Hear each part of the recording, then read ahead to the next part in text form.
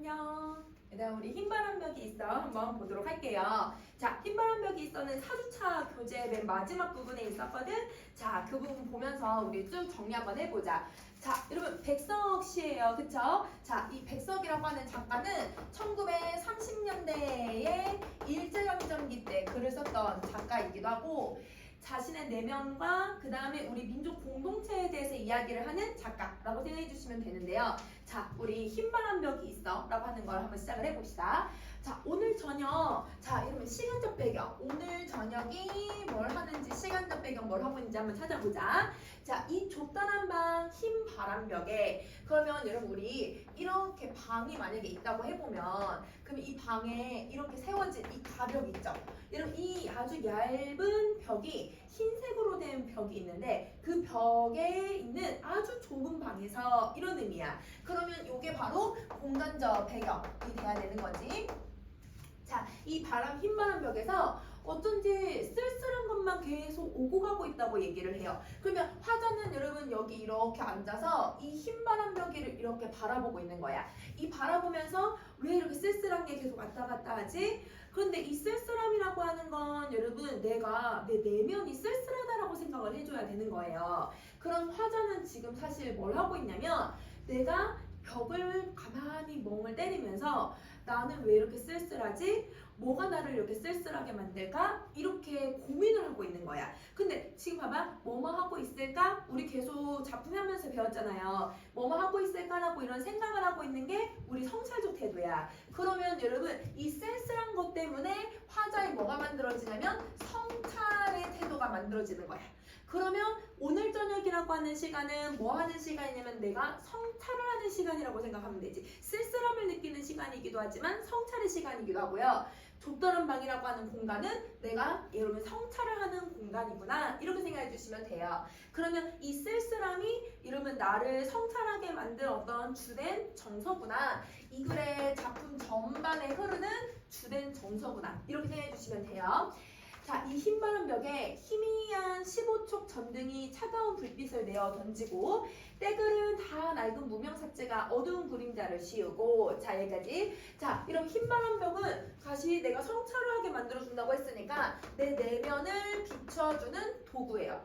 그러면 우리 계속 배웠던 것처럼 성찰에 뭐가 되냐면 매개체가 되는구나 이렇게 정리할 수 있는 거지. 성찰의 매개체야. 그러면 얘가 여러분 무슨 기능을 하기도 하냐면 내가 내 마음이 다른 사람들은 대부분 내 내면을 어떻게 생각해? 내가 머릿속으로 생각한다고 많이 이렇게 이해를 하잖아. 근데 이 화자는 이 쓸쓸한 벽을 바라보면서 여기 얘들아 어떤 대상도 떠오르고 어떤 대상도 떠오르고 이런 어떤 줄글들도 이렇게 막 지나간다고 생각을 하는 거예요. 영화 스크린처럼. 그래서 이 흰 바람벽은 스크린의 기능을 가지고 있다. 이렇게 생각해주면 되는 거지. 자, 그러면 이 스크린의 기능을 갖고 있는 바람벽에서 화자는 뭘 하고 있냐면 희미한 15촉 전등을 보고 있는 거야. 그러면 여러분 여기 이렇게 옛날 이런 전등 같은 게 있어. 자, 여러분 이렇게 전등이 희미하다는 건 불빛이 선명하지 않고 15촉이라고 하는 건 아주 옛날에 쓰던 전등이에요. 그리고 그 전등이 지쳤다 이렇게 표현을 하거든. 그러면 여러분 지친 불빛이라는 건 화자의 정서를 지친 것처럼 여러분 시각화를 하고 있는 거고 내가 지치고 힘들어 라고 하는 걸 여러분 이 등불이 지치고 힘들어 이렇게 설명하고 있으니까 화자의 정서를 투영시키고 이입을 시켜놨다. 그래서 감정이입의 대상이라고 생각을 해주시면 돼요. 자, 그 다음에 또 때글은 여러분 때가 막 잔뜩 묻은 아주 낡은 찻집. 그러면 여러분 이 무명사체 같은 경우도 여러분 내가 새 걸로 옷을 갈아입을 수가 없는 거야. 헌옷만 입고 있는 거지. 그러면 여러분 이 4번과 5번에 선생님이 이렇게 밑줄 전등과 삿재에다 밑줄 그었잖아. 요게 바로 화자가 가난한 처지를 드러내주고 있구나. 이렇게 생각해 주시면 되고요. 자, 이 가난한 처지이기도 하지만 그러니까 다 낡았고 어둡고 희미하고 뭔가 밝고 선명한 느낌이 아닌 거야. 내가 내 내면이 계속 쓸쓸하고 성찰하고 있고 내가 너무 슬프니까 그 슬픔의 마음을 어둡게 표현을 하는 거야. 그래서 음울한 여러분 자신의 내면 상태를 여러분 저렇게 대상을 통해서 제시를 해주고 있다. 이렇게 생각해 주시면 돼요. 자, 이렇게 얘들아 너무너무 힘들 때 달디난 따끈한 감주나 한 잔 먹고 싶다고 생각해.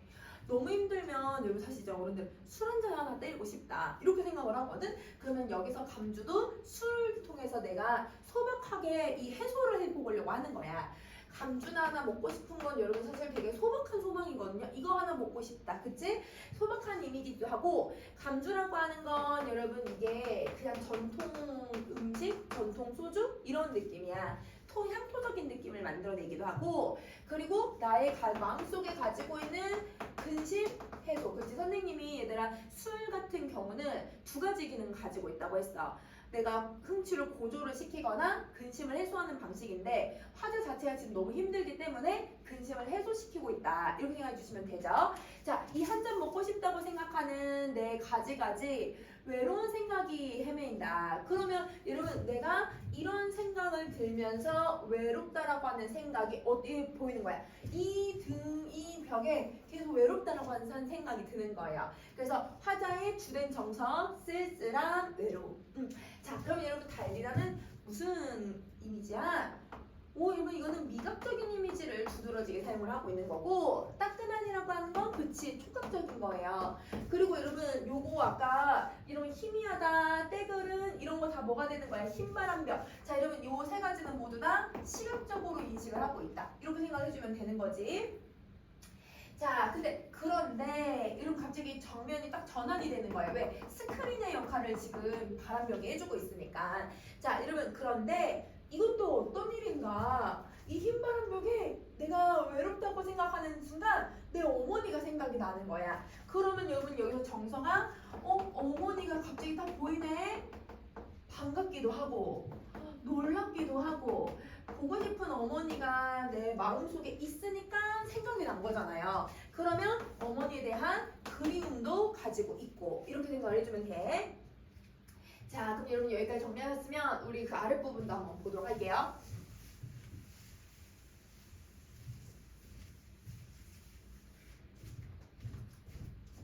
자, 여러분 10번째. 내 어머니가 이렇게 시퍼러둥둥한 이 차가운 날인데 차디찬물에 손 담그고 누우며 배추며 다 씻고 계신다. 그러면 어머니가 좀 고생하시고 어머니가 여러분 예전에 어떤 모습이셨는지를 내가 계속 지금 머릿속으로 그리고 있는 거잖아요. 그러면 여러분 이 늙은 어머니는 내가 외로워서 그리워하는 대상. 하단 아까 외롭다고 얘기했어. 그치? 이렇게 시퍼러둥둥 추운 날 이러면 자 추운 날은 촉각적 이미지거든요. 근데 그 촉각을 시퍼러둥둥하니에다 차갑다고 하는 이미지를 갖고 있는 파란색으로 파란색에도 시퍼렇다 이렇게 표현을 하고 있어. 그러면 여러분 원래는 촉각의 이미지를 가지고 있어야 되는데 시각처럼 표현을 했으니까 촉각의 시각화 공간화적 이미지를 쓰고 있다 이렇게 생각해주면 돼. 자, 이러면 차디찬물 촉각. 그러면 여러분 어머니는 추운데 얘들아 막 배추 물을 막 씻으면서 그 찬물에다가 손을 막 녹이고 있는 거야. 그러면 가난하고 고달픈 여러분 어머니의 삶을 시각적으로 촉각적으로 표현을 해주고 있다고 생각하면 되는 거지. 어머니의 삶을 여러분 형상화 감각적으로 제시한다. 이렇게 생각해 주시면 돼요. 또 내가 사랑하는 사람이 있어. 자, 어머니를 보니까 또라고 해가지고 또 장면이 전환이 된 거야. 장면이 얘들아 이 바람벽의 장면이 탁 얘들아 스크린의 장면이 다 변하면서 내 그리운 대상 진짜 사랑하는 사람이 한 명 더 나오는 거예요. 내 사랑하는 그 어여쁜 사람이 어느 먼 앞대의 조용한 개포가에 나지막 그 집에서 그의 지아비와 마주 앉아 대국국을 끓여놓고 저녁을 먹는다. 그러면 여러분 조용한 개포 대국국 선생님 지금 이렇게 빗줄 두 개 그어놨잖아, 그치? 요거는 여러분 그냥 이제 도시 이미지보다는 시골 어촌의 모습을 좀 더 강조하죠. 그래서 여러분 향토적인 이미지, 토속적인 이미지를 형성을 하고 있다. 자, 그리고 벌써 어린 것들도 옆에 생겨서 저녁을 같이 먹는다. 그러면 여러분 14번부터 16번까지는 두 가지로 해석을 할 수가 있는 거예요. 화자가 바라는 삶의 모습. 그러니까 화자의 소망을 드러내는 거지. 상상을 하고 있으니까 화자의 바람, 화자의 소망을 드러내는 부분이라고 생각하시면 되고, 아니면 진짜 내가 사랑하는 사람이 다른 사람과 만나고 있는 걸 생각을 하는 거야.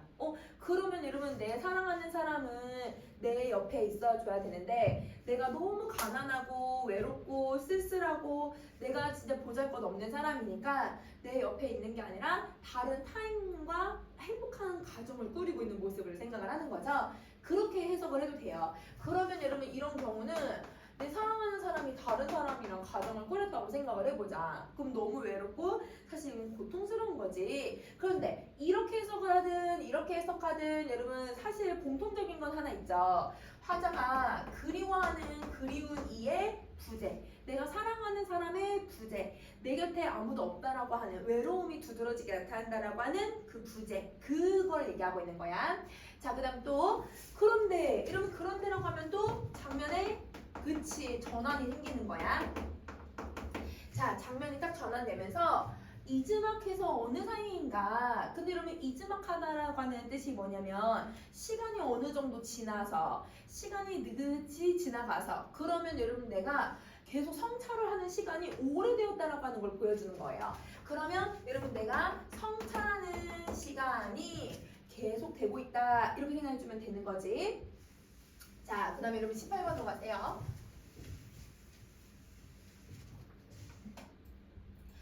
여러분 어느 사이인가 이 흰 바람벽에는 내 쓸쓸한 얼굴을 쳐다보면서 이런 글자들이 지나간다.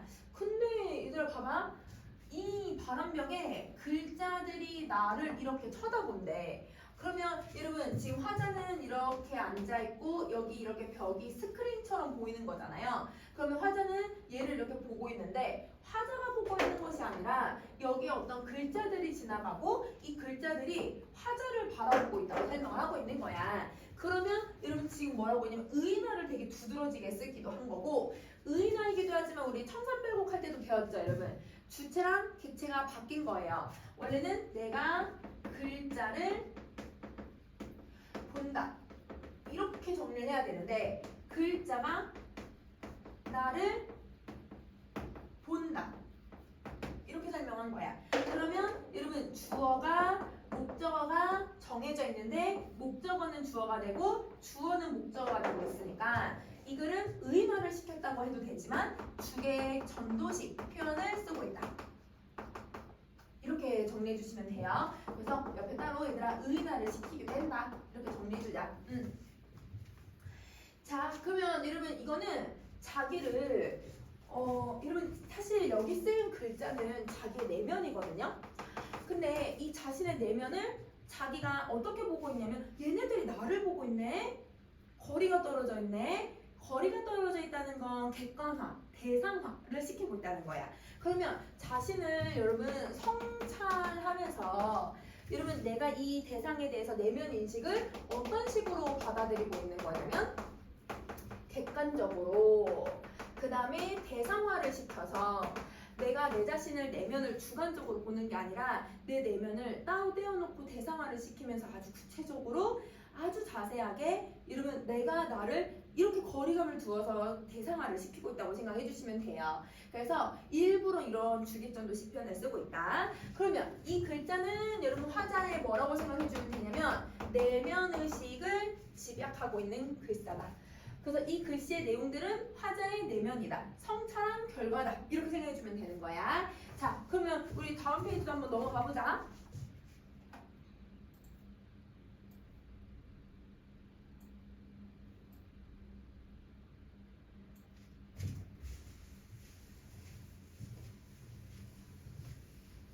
자, 나는 이 세상에서 가난하고 외롭고 높고 쓸쓸하니 살아가도록 태어났다. 이게 여러분 내 내면의 생각이에요. 나는 가난하고 외롭고 높고 쓸쓸하게 살아가도록 태어나게 이미 정해져 있다는 거예요. 그러면 이게 내가 피할 수 없는 운명이기도 하고 여러분 1300억에서 저 피할 수 없는 운명을 뜻하는 게 뭐였어?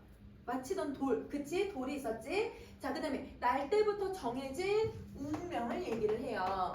그러면 여러분 나는 이미 정해진 운명을 뭐 하고 있냐면 나는 이렇게 태어났어. 받아들이고 있는 거야. 그게 숙명론적 태도라고 생각하면 돼. 숙명을 받아들인다. 숙명 누적. 그래서 여러분 우리 이 부분은 청산별곡에 나오는 그 도를 맞히는 내용이랑 거의 비슷하기 때문에 그 운명을 받아들이고 있다. 이렇게 생각하시면 돼요. 근데 여러분 운명적으로 여러분 운명을 뭐 하고 있냐면 운명이 이미 정해져 있기 때문에 운명을 나는 수용하고 체험해야겠다. 그래서 여러분 운명론적으로 여러분 운명을 받아들이면서 체념하고 수용을 하는데 이 체념과 수용이 여러분 부정적인 말은 아니야. 이거 여러분 긍정적인 의미라고 생각을 해야 돼. 예를 들면 내가 어떤 물리적인 조건이나 아니면 심리적인 조건이나 어떤 상황에서 안 될 일은 없다고는 선생님은 개인적으로 그래도 생각은 하고는 있지만 그래도 정말 사람이 이거는 물리적으로 한계가 오는 경우들이 있을 수도 있어. 그러면 내가 너무너무 힘드니까 내가 이거를 받아들이면서 마음이 좀 더 편해질 때가 있거든. 그러면 뭐 예를 들어서 내가 뭔가 지금 뭔가 예를 들어서 내가 몸이 아프다. 그럼 몸이 아픈 상황에서 내가 이거를 원래는 이 정도 할 수 있었는데 몸이 아픈 상황에서는 그래 최소한 여기까지만 내가 할 수 있어. 그러면 이것까지만이라도 내가 한번 해보자. 그 내 아픈 상황을 받아들이는 거지. 그걸 받아들이지 못해서 내가 이걸 할 수 있는 이거에서 이걸 할 수 있는 부분인데 이것조차도 못하는 상황이 올 수도 있거든요. 난 이거 안 돼. 나 어차피 안 돼. 내가 아프니까 안 되는 거지. 이렇게 생각을 할 수가 있는데 그래 이거라도 한번 해보자. 내가 운명을 내가 주어진 조건은 받아들이는 거야. 이 정도로 받아들이니까 그래 그럼 나는 여기에서까지는 할 수 있으니까 그 다음에 이제는 이걸 해보자 라고 하는 이 수용과 얘들아 내가 지금 놓여져 있는 처지를 정확하게 인식하고 받아들이는 태도가 있어야 다음 단계로 넘어갈 수 있는 그런 순간들이 오거든요. 그래서 지금 백석은 내가 이거 지금 다 못해. 그래서 내가 지금 운명이 이거밖에 하라고 못하고 있네. 내가 가난하고 외롭고 높고 쓸쓸하게 요렇게만 하라고 하는 거니까 요걸 해보고 나의 상황은 이런 거니까 그 다음에 내가 뭘 해야지? 이런 태도를 가지고 있다고 생각을 해줘야 되는 거야. 그래서 기본적으로 여러분 이 글에서는 체념과 수용이나 아니면 여러분 내가 운명을 받아들이는 게 부정적인 말은 아니라는 거야. 이게 정말 나를 아주 객관적으로 보는 사람의 모습이라고 생각해 주시면 돼요. 자, 그 다음에 그리고 이 세상을 살아가는데 내 가슴은 너무도 많은 뜨거운 것으로 호젓하다. 여러분 호젓하다라는 건 여러분 두 가지 의미가 있는데 여기서는 좀 외롭다라고 하는 감정으로 표현을 해주면 좀 좋을 것 같아. 너무 많은 외로움으로 왜 사랑하는 사람 어머니 아무도 안 계시잖아. 너무 외로운 마음으로 사랑으로 슬픔으로 가득 차 있어요. 그러니까 여러분 나는 너무 외롭지만 너무 힘들지만 너무 슬퍼. 근데 그게 사랑을 통해서 이겨낼 수 있을 거라고 생각을 하는 거야. 그러면 이 사랑은 내면의 이 고통을 그래도 극복할 수 있게 해주는 대상이라고 생각하면 되고 이번에는 나를 위로하듯이 나를 억누르듯이 그러니까 여러분 내가 슬픈 감정들을 억누르는 거야. 이걸 억누르는 거 아니야. 슬픈 이 감정을 억누르듯이 눈질을 하며 주먹질을 하면서 이런 글자들이 지나간다. 이 글자들이 여러분 봐봐. 내가 눈길을 줘. 괜찮아 괜찮아. 이 글자들이 여러분 나를 보면서 눈짓으로 위로를 해주는 거야. 그리고 여러분 주먹질 한다는 거 그래 해볼 거야. 내가 해보지 뭐 이렇게 주먹질을 하는 거거든요. 그러면 여러분 이거는 내 내면에 있는 의지를 다지는 거야. 아까 선생님이 얘기했듯이 내가 체념하고 수용하는 이런 부분들이 있어야 그 다음에 무슨 단계가 있다고 얘기했지. 운명을 수능한다는 건 이런 의미를 갖고 있는 거야. 내가 이렇게 해야지 라고 다짐을 하게 되고요. 그걸 의인법으로 표현을 하고 있다. 시키고 있다.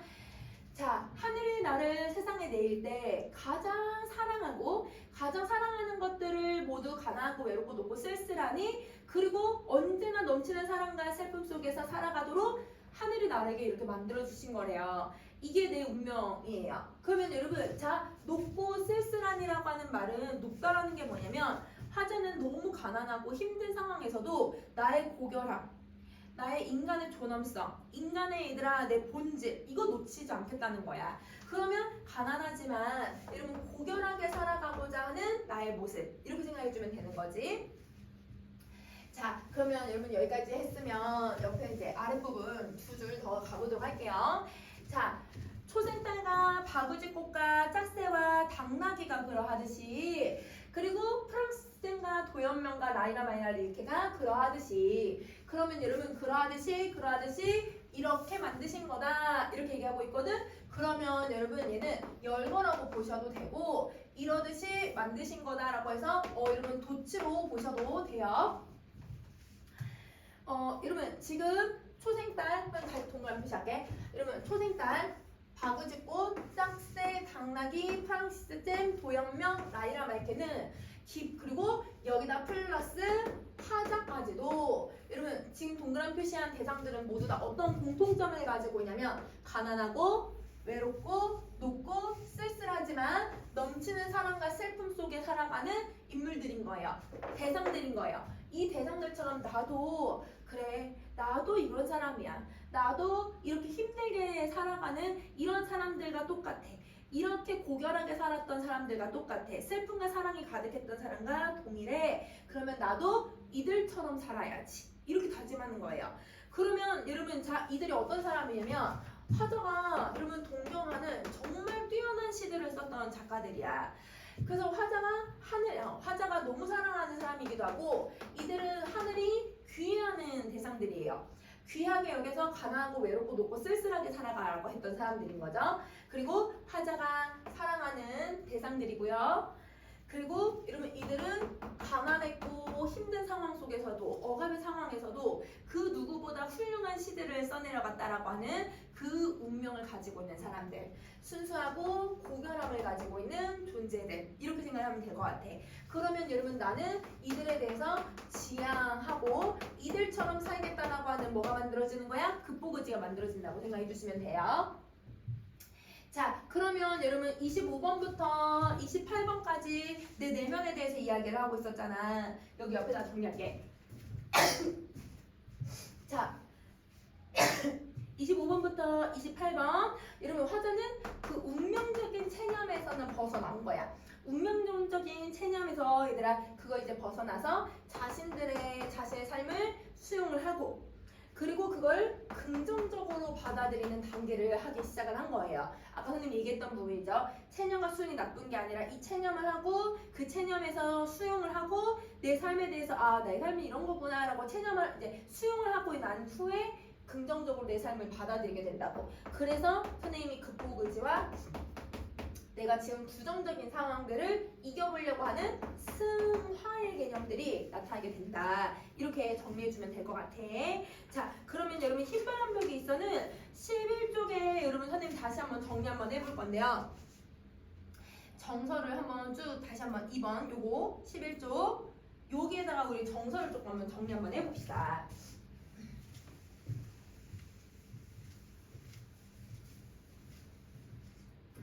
자, 여러분 1행부터 6행까지는 쓸쓸하고 외로운 생각들이 떠오르잖아요. 그러니까 이 부분에서는 화자의 주된 정서는 여기 나왔듯이 쓸쓸함과 외로움의 감정이 만들어진다. 이렇게 정리해주면 되고 늙은 어머니와 사랑하는 사람을 떠올리는 이 여러분 7행부터 16행은 그리움. 내 사랑하는 사람들의 그리움. 물론 외로움도 있어. 외로운 감정이 있기 때문에 그리움이 만들어진다고 생각하면 되는 거야. 자, 그리고 또 7행부터 여러분 이거 17행이야. 미안해. 여러분 17행부터 23행까지는 나는 왜 가난하고 외롭고 높고 쓸쓸하게 태어났지? 이런 이유 때문에 내가 쓸쓸하게 태어났구나. 그래서 여러분 이 부분은 현실을 받아들이는 단계. 수용. 자, 그리고 가난하지만 정신적인 고결함을 잃지 않으려고 하잖아요. 그게 바로 극복의지. 그래서 요런 단계로 화자가 정서를 표현하고 있다. 이렇게 생각해주면 되고 거기 아래 보면 여러분 우리 4번을 한번 볼 거야. 4번에 얘들아 무슨 표현상의 특징이 들어가냐면 의식의 흐름 들어가죠. 자, 그 의식의 흐름은 화자의 의식의 흐름에 따라서 영상에 비치는 것처럼 표현을 하고 있다. 화자의 내면에 이런 생각하고 이런 생각하고 이런 생각들을 하는데 그 생각의 순서들을 쭉 서술하고 있는 의식의 흐름, 의식이 설명하고 있는 대로 제시하고 있다. 이렇게 정리해주면 될 것 같아. 자, 그러면 여러분 우리 이번에는 어디를 가냐면 여러분 5주차를 한번 가보도록 할게요. 여러분 18쪽 요거 한번 봐보자. 18쪽. 자, 그거는 생각만 해도 무서운 일이었다. 이러면 앞부분은 여러분 지금 산업화에 얘들아 이런 이 많이 얘들아 이제 산업화의 구조들이 많이 커지기 시작하면서 거대 자본들은 더더더더더 거대해지는데 이러면 이곳에서 일을 하는 사람들은 더더더 열악해지고 있는 상황, 대조적인 상황을 통해서 지금 현재의 얘들아 문제점들을 고발하고 있다. 이렇게 생각하면 되지. 자, 그건 너무 끔찍해서 생각만 해도 무서웠다. 그 큰 공장들이 문을 닫으면 수많은 노동자들은 갈 곳이 없었다. 작은 공장들이 채용할 인원은 한정되어 있었고 나는 돈도 못 벌고 놀게 될지도 모른다. 새로운 일터를 찾는다고 해도 낯선 곳이고 작은 공장에 만약에 갈 수도 있잖아요. 지금보다 더 작은 공장에 가면 작업장은 더 열악할 거고 돈도 오르지 않은 액수를 받을 것이고 생각만 해도 끔찍하다는 거야. 그러니까 여러분 이들은 무슨 생각을 하고 있냐면 최악의 상황들을 계속 생각을 하는 거예요. 왜냐면 지금 현재가 너무 힘든 상황이니까 이 사람들은 이런 긍정적인 미래를 꿈꿀 수도 없는 거야. 내가 너무 최악인 상황이다. 이렇게 제시를 하고 있는 거지. 그래서 노동자들이 현재 상황에 대해서 목소리를 여러분 내지 못하는 이유이기도 하고요.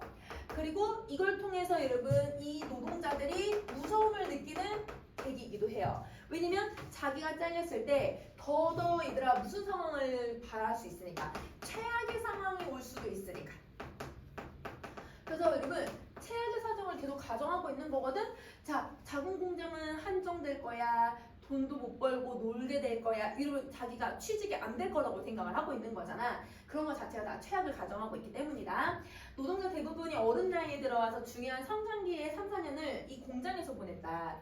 익힌 기술을 빼놓으면 성장의 기반이라고 할 것도 없다. 그러니까 즉 여러분 여기서는 이 노동자들은 대부분 어린 나이에 돌아왔다는 거. 이 어린 아이들이 어떤 여러분 교육의 여러분 그 기회를 받고 있는 거에 못 받고 있는 거예요. 사회에서는 이런 걸 하고 있지 않은 거예요.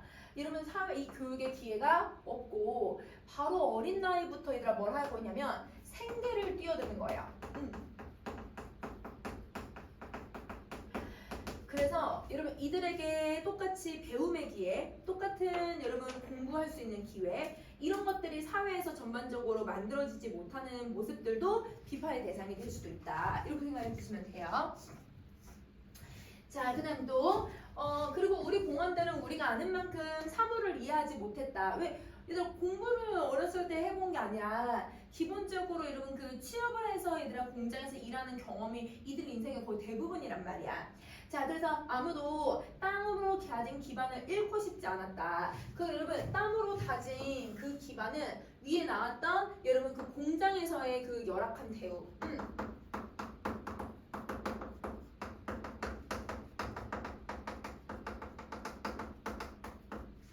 받으면서 노동을 하는 결과 더 작은 여러분 이 공장으로 가지 않고 이곳에서 계속 그 노동을 하고 있는 결과 이렇게 생각해 주시면 돼요. 회사 사람들은 우리가 생각하는 걸 너무 싫어했다. 공원들은 일만 했다. 대다수 공원들이 변화가 일어날 수 없는 상태를 인정했다. 그러니까 여러분 봐봐.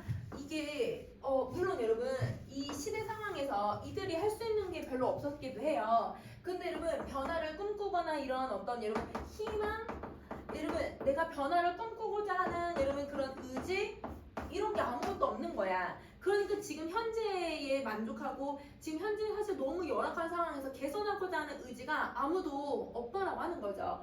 자, 무엇 하나 일깨워줄 사람이 없는 거예요. 봐보세요. 교육이나 이걸 도와주는 사람이 아무도 없이 노동자의 문제는 그냥 노동자의 문제로 그냥 끝나버리고 있다. 이렇게 얘기하고 있는 거야. 자, 그 다음에 어른들도 자신의 경험을 들려줄 게 없었다. 왜냐면 이들도 해온 게 다 뭐밖에 없어? 노동밖에 없었으니까. 물론 여러분 노동이 나쁜 건 아니지만 여러분 기본적으로 여러분 내가 공부를 하고 내가 어떤 여러분 이 긍정적인 순간들에 얘들아 내가 생각할 수 있는 모든 평등의 기회조차 없이 살아온 사람들이잖아요. 그 모습을 포커스를 두고 있다고 생각하시면 돼요. 자, 그 다음에 마음속에서 옳은 것이 실제에서는 반대 방향으로 움직이는 게 그들은 보았었다. 여러분 마음속에 옳은 것 우리 맨 처음에 얘들아 영수가 영호한테 한 말이 있잖아. 뭐라고 했냐면 일종의 싸움이야. 그래서 우리는 싸움은 옳은 것과 옳지 않은 게 항상 부딪히는데 우리가 어느 쪽인지 한번 생각해봐. 분명 여러분 이 노동자의 권리에 대해서 얘기하는 게 당연히 옳은 것임에도 불구하고 옳은 것을 옳지 않은 상황으로 만들어가는 사회가 정당한 사회는 아니잖아요. 그래서 이 옳은 것은 여러분 앞에 나왔던 여러분 네 번째 문단에 나왔던 내용이랑 연결할 수 있어야 돼. 마음속에서 여러분 여러분 옳은 것이 실제돼서 여러분 이렇게 되지 않는 건 이 옳은 건 여러분 부조리에 대해서 이야기를 하는 거고 반대 방향으로 움직이고 있다라는 건 이들을 여러분 부조리를 얘기해봤자 그게 억압을 당하고 노동자들의 노동력을 착취하고 있는 방향 즉 여러분 이 부조리한 사회가 계속 지속되고 여러분 더 심화되고 있는 모습들 목소리를 내봤자 이런 사회 이 사회는 부조리한 사회인 거야. 잘못된 건 잘못됐다고 얘기하고 그걸 개선할 수 있는 사회가 돼야 되는데 그게 안 되는 거야. 우린 너무나 모르는 게 많았다. 사장에겐 다행한 일이었고 그 집 식구들은 정원 잔디를 기계로 밀어서 깎았다. 그 집 정원에서는 손질이 잘 된 나무들이 햇살을 받아서 무럭무럭 자라요. 근데 그럼 앞에서 이 어린 노동자들이 공장에 들어와서 성장기 3, 4년 동안 햇빛이 안 보이고 잘 먹지 못한 상황에서 계속 일을 하고 있다 보니까 성장이 더디다고 얘기를 했잖아. 어떤 상황이 나왔었냐면 발육 구조 상태가 됐다고. 그래서 기본적으로 발육 구조 현상과 손질이 잘 된 나무가 여러분 지금 뭐가 되고 있어요? 대조가 되고 있죠. 이 대조가 더 비극적인 거예요. 왜냐면 인간이 얘들아 대우를 받고 인간이 얘들아 더 수수 잘 자라야 되는데 여러분 돈 많은 사람네 집에 있는 나무가 더 잘 자라는 거야. 그러니까 이게 대조되는 인지. 자, 그 다음에 그 집 나무들은 나무종합병원에서 나온 나무의사들이 돌봤다. 나도 나무병원을 앞에 지나가 본 적이 있는데 계기되게 나무는 건강하십니까? 라고 쓰여져 있었다. 그 밑에 작은 글씨로 병충해 구제 진단, 그 다음 생리적 피해 진단, 외과 수술, 건강유지 관리라고 쓰여져 있었다. 함께 지나가던 어린 일하는 노동자들이 여러분 다음 페이지 갈게요.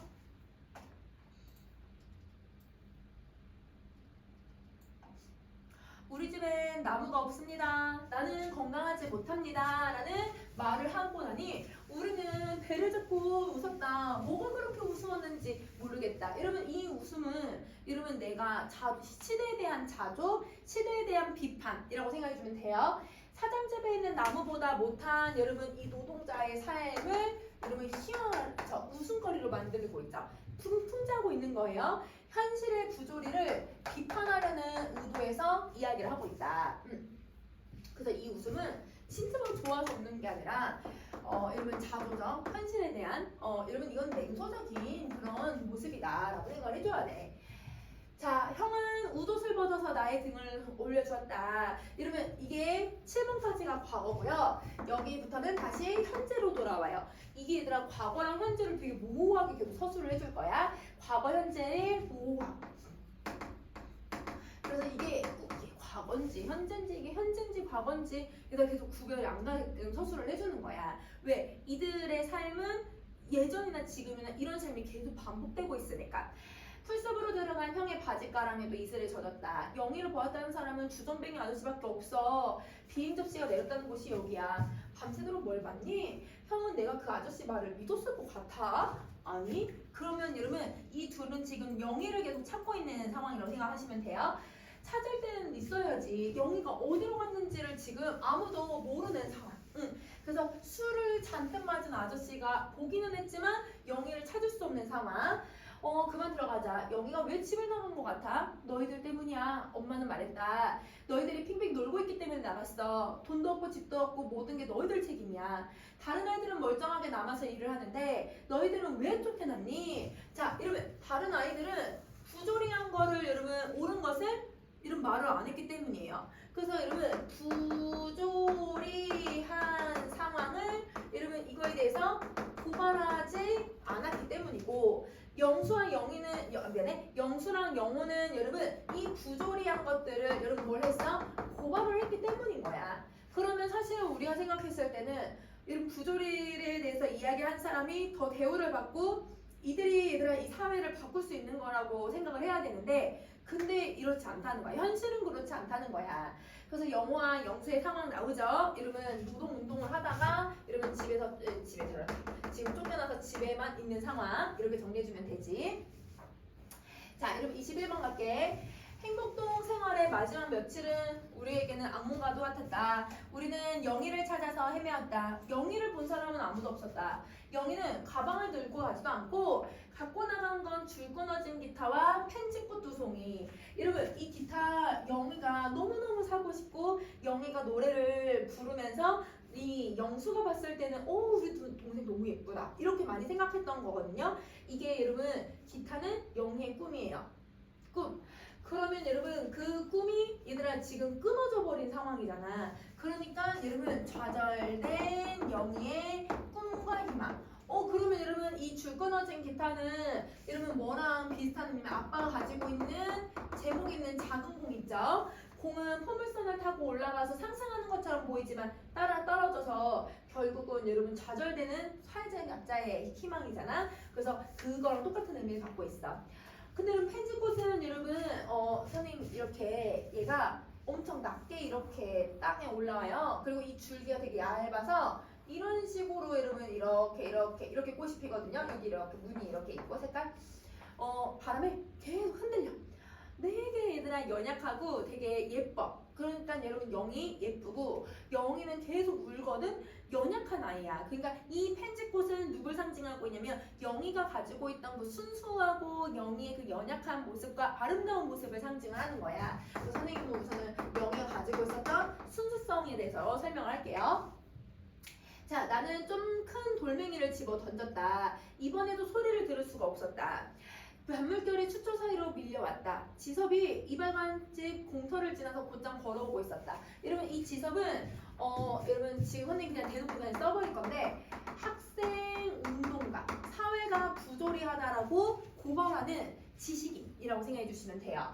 그의 손에 소고기가 들려 있었다. 대문 앞까지 나온 아버지가 그의 손을 잡고 들어갔다. 아버지가 쇠고기를 부엌 안에 어머니에게 넘겨주었다. 부엌 안에는 연기가 작겠다. 자, 여러분 이 소고기 이들은 너무 가난해서 어릴 적에 소고기조차 먹을 수 없는 형편이었어요. 그래서 어릴 때 얘들아 이 영수가 엄마한테 막 얘기를 해. 왜 우리 집은 이렇게 고기를 안 먹어? 막 이런 식으로 물어봐. 근데 엄마는 해줄 수 있는 게 없으니까 엄마는 회피하고 있고 아들은 왜 우리 집은 이렇게 가난해? 계속 얘기하는 그런 소재인데 이 쇠고기를 집을 떠날 때 먹고 있는 상황이구나. 이렇게 생각해 주시면 돼요. 다음 페이지 갑시다.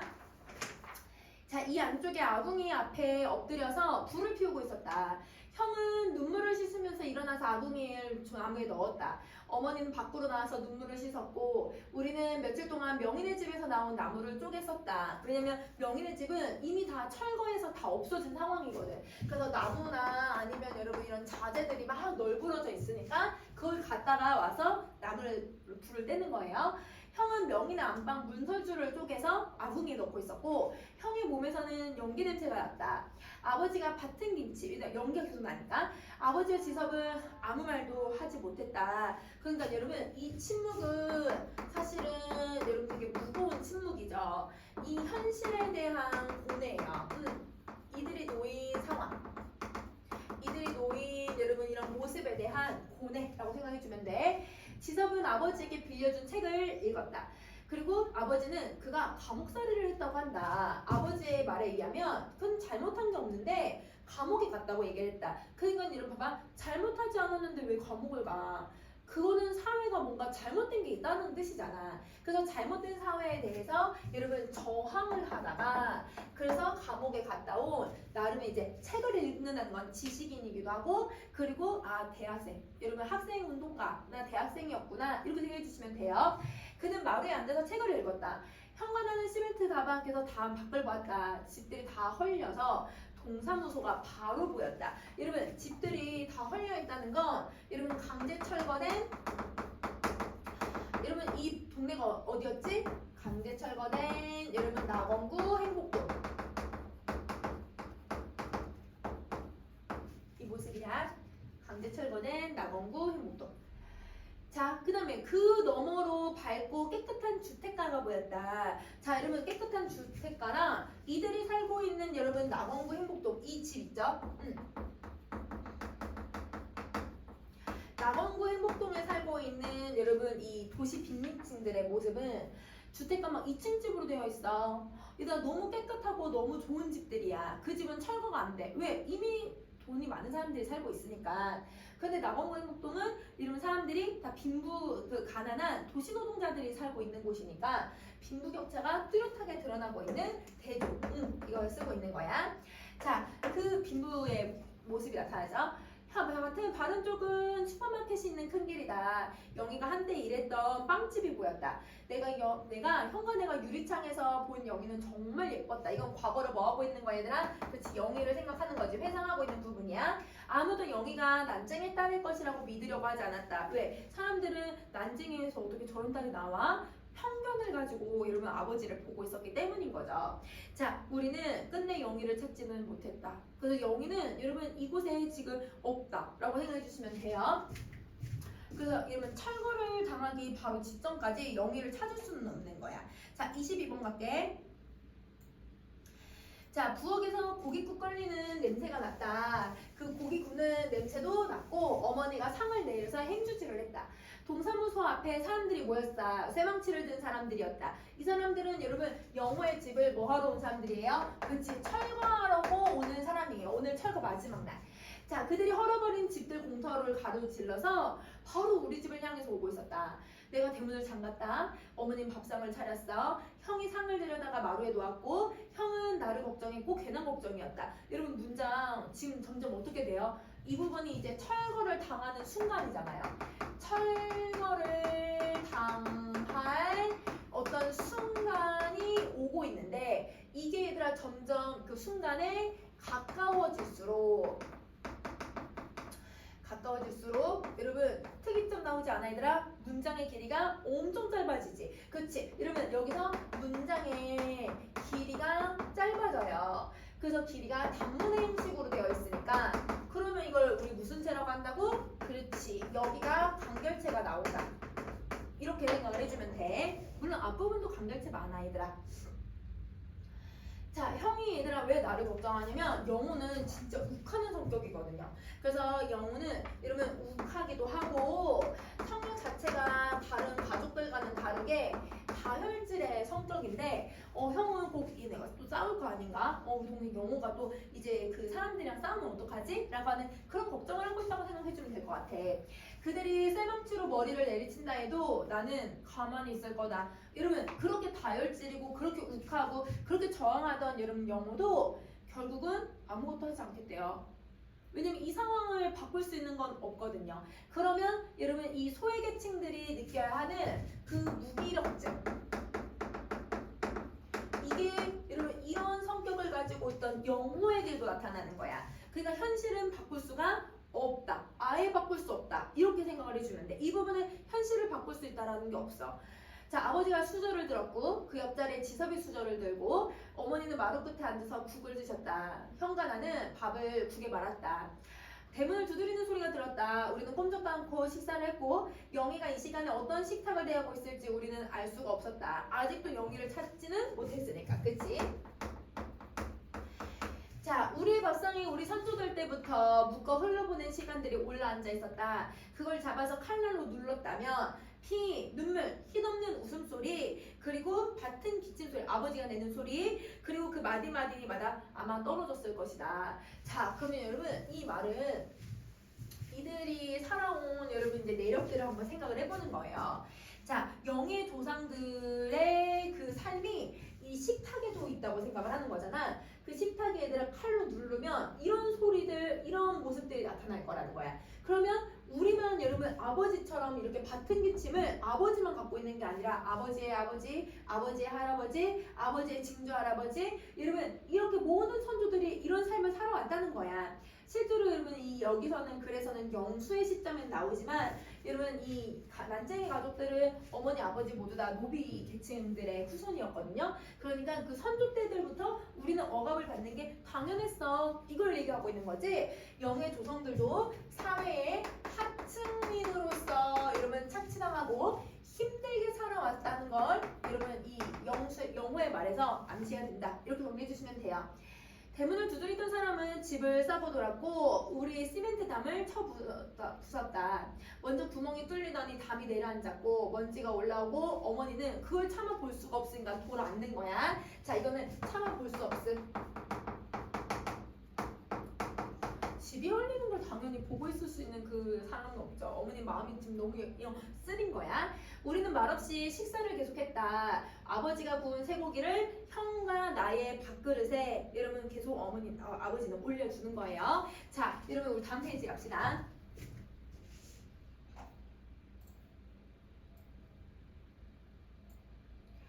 그들은 뿌연 시멘트 먼지 저쪽에 서서 우리를 지켜보았다. 그들은 안으로 들어오진 않았다. 그대로 서서 우리의 식사가 끝나기를 기다렸다. 그럼 여러분 난쟁이 가족이 뭘 하고 있냐면 지금 마지막 약간 최후의 반찬같이 마지막 식사를 지금 딱 하고 있거든요. 그러니까 이들도 사람인지라 안 들어오고 좀 기다려주는 거야. 자, 그리고 어머님 부엌에 들어가서 숭늉을 떠오고 아버지와 지섭이 숭늉을 마시고 숭늉을 다 마시자 밥상을 내가고 내가 문을 열고 어머니는 밥상을 들고 나가고 형이 이불과 옷가지를 싼 보자기를 메고 나갔다. 세방치를 든 사람은 무너진 담 저쪽에서 말없이 우리가 나가는 걸 보았다. 그러니까 이들이 떠나고 있다라고 하는 사실을 지금 이들은 보고 있으니까 건들지 않고 이들을 기다려주는 거예요. 좀. 자, 우리는 또 어머니가 써놓은 짐들을 하나씩 꺼내놓고 어머니는 부엌에 들어가서 이들은 지금 가전에 쓰고 있는 모든 도구들을 다 들고 나오고 아버지가 나오고 아버지는 아버지의 공구가 들어있는 그 부대를 메고 나왔다. 세망치를 든 사람 앞에 세망치 대신 종이와 볼펜을 든 사람이 있었다. 이 사람이 행정을 하는 사람이겠지. 그는 아버지를 보았다. 아버지는 바른 손을 들어서 집을 가리키고 하라고 이러면 이 작업을 하라고 얘기를 하는 거예요. 그러면 여러분 지금 철거해도 좋겠다고 아버지가 왜냐면 짐을 다 뺐으니까 신호를 보여줬고 보지 못하는 이유는 여러분 아버지가 평생을 지켜온 집이 철거되는 모습을 당연히 볼 수가 없죠. 그거는 여러분 이 소외된 계층들이 가지고 있어야 할 여러분 가지게 된 여러분 서롱이라고 생각해 주시면 되고 이런 여러분 모습에서 여러분 이들은 어떤 게 되냐면 계속 여러분 선조 때부터 내려오는 그 억울함이 이들도 계속 겪고 있는 거잖아요. 그러니까 여러분 여기에서는 가난이 아주 옛날부터 그 세습되어 오고 있는 모습을 간접적으로 계속 보여주고 있다고 생각하면 돼. 엄마도 얘들아 여러분 돌아서서 소리만 들었고요. 왜냐면 볼 자신이 없으니까 북쪽벽을 치자 지붕이 내려앉고 지붕에 먼지가 올라오고 뒤로 물러섰던 사람들은 벽에 달라붙어서 쉽게 끝나고 그러니까 여러분 이들은 몇십 년 동안 이뤄놓은 것을 아주 쉽게 다 허물어 버린 거야. 허무한 감정이 드는 거지. 그래서 여러분 난쟁이 가족은 여기에서 무슨 감정을 느낄 거냐면 되게 허무하다. 우리가 이렇게 해놓은 건 되게 많았는데 내가 이렇게 하는 것도 너무 힘들었는데 이게 한순간에 없어지네 라고 하는 생각. 자, 사나이가 종이에 뭔가를 써 넣었다. 지섭이 들고 있던 책을 아버지에게 주었고 그는 산을 향해 걸어갔다. 방금 뭘 하고 있는지 알고 계십니까? 지섭이 물어봤다. 사나이는 몇 초 후에 지섭 말을 알아들었다. 30일까지 철거하게 되었죠? 근데 시간이 지났어요. 행정대 집행법에 따라서 철거 작업했습니다. 법대로 했어요. 이렇게 얘기를 해. 그럼 우리 맨 앞에 선생님이 철거계획장 정리했을 때 법이 갖고 있는 뭘 얘기했어요? 법이 이 소외된 계층들을 억압하는 도구고 법이 너무 냉혹하다고 얘기했잖아요. 그 부분이에요. 그래서 여러분 이 사람들은 법대로 집행을 했다. 이걸 강조하는 거야. 우리는 법대로 한 건데 시키는 대로 한 건데 그래서 법이 갖고 있는 비정함을 표현을 하고 있는 거죠.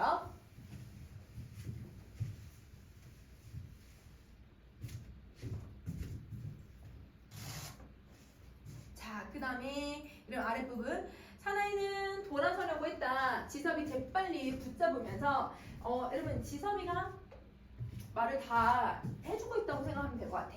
선생님이 무슨 일을 지휘하셨는지 아십니까? 형이상 500년이라고 해보겠습니다. 1000년도 될 수 있지만 방금 선생님은 500년이 걸려서 지은 집을 헐어버렸습니다. 50년 아닙니다. 500년입니다. 이러면 이 집이 왜 500년이라고 하냐면 실제로 지은 지는 몇십 년밖에 되지는 않아. 그런데 여기에 얘들아 이 집을 왜 500년이나 걸렸다고 얘기하냐면 난쟁이 가족과 그 조상들이 오랜 시간 동안 마련한 집, 즉 그들이 얘들아 사회에서 뭘 받으면서 살아온 시간이야. 억압을 받으며 살아온 시간이야.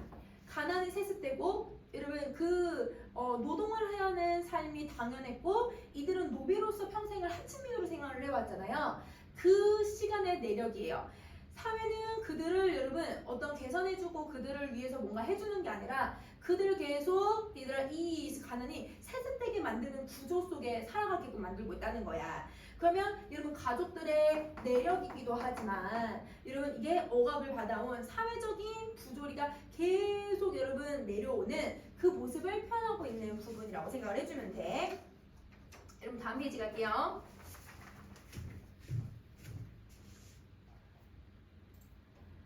자, 사나이가 물었다. 모르시겠어요? 지섭이 되물었다. 그만 비켜요. 이러면 왜냐면 이들의 삶을 모르는 사람들은 무슨 이상한 개소리 하고 있는 거야? 약간 이런 생각이 들 수도 있는 거잖아. 자, 그래서 지섭이 얘기를 해요. 34번에 당신이 덫을 놓았습니다. 아니 당신이 아니라면 당신 상부에서 나라에서 그리고 100여 세대 이상의 여기에 생활터전을 잡는 거 여기 몰랐어요?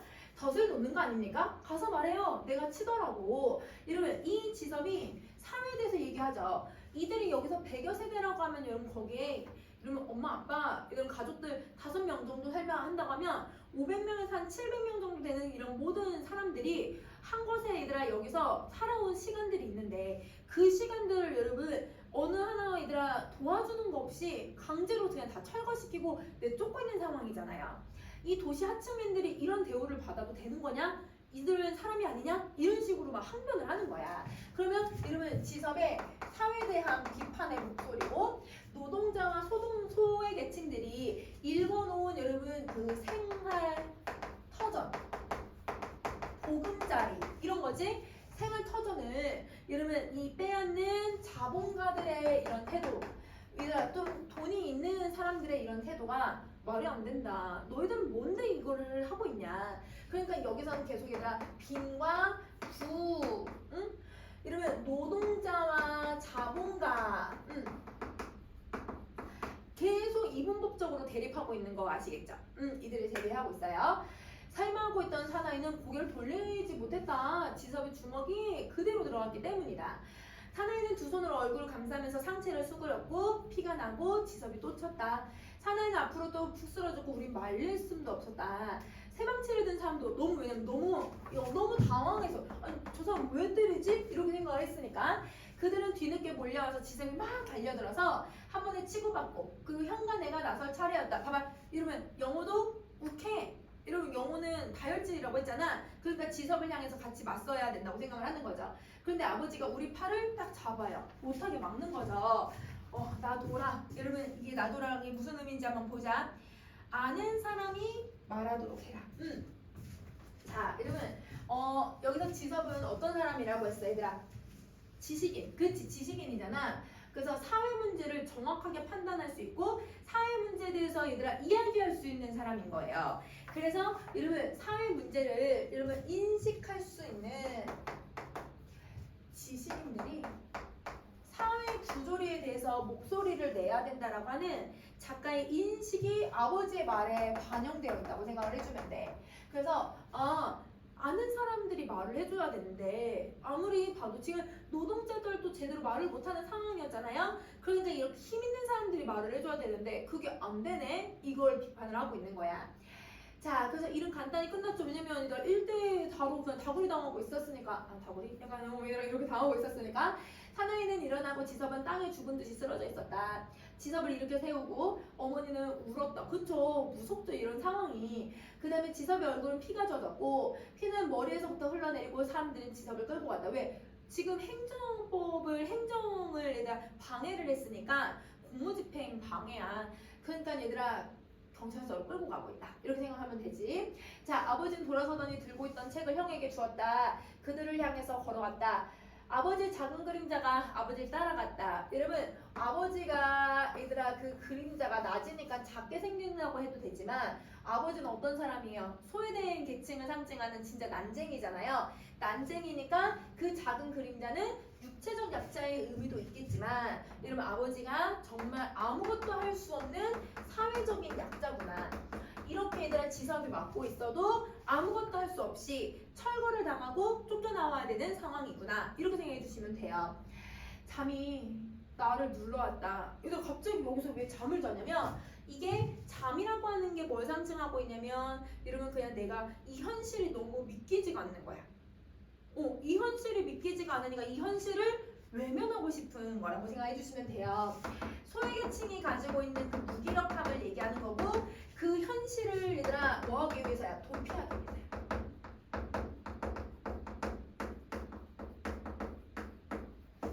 현실을 피하기 위해서 여러분 잠에 빠지고 있다고 생각을 해주면 돼. 자, 실제로 이제 심리학에서는 여러분 내가 뭔가 현실에서 벗어나고 싶고 너무 무기력해지고 너무 힘이 들면 사람들마다 다 다른 증상이 나타나기도 하지만 이렇게 잠만 계속 자는 그런 사람들도 많대요. 내가 현실에서 성취나 어떤 이런 목표 같은 것들이 없으면 그게 얘들아 내가 힘이 안 나는 거야. 계속 자는 거지. 그런 모습을 나의 영어에게서 보여주고 있는 거야. 햇살을 느끼면서 나는 잠에 빠져들었다. 우리 식구와 지석을 제외하는 이 사회는 이상했다. 자, 여러분 선생님 위로 올려서 우리 빈칸 한번 채워보자.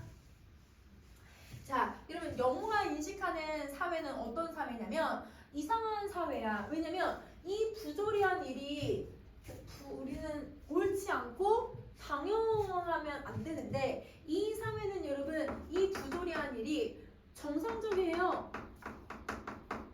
이 부조리한 일이 얘들아 당연히 뭐가 되냐면 여러분 정당한 일이 되고 있어요.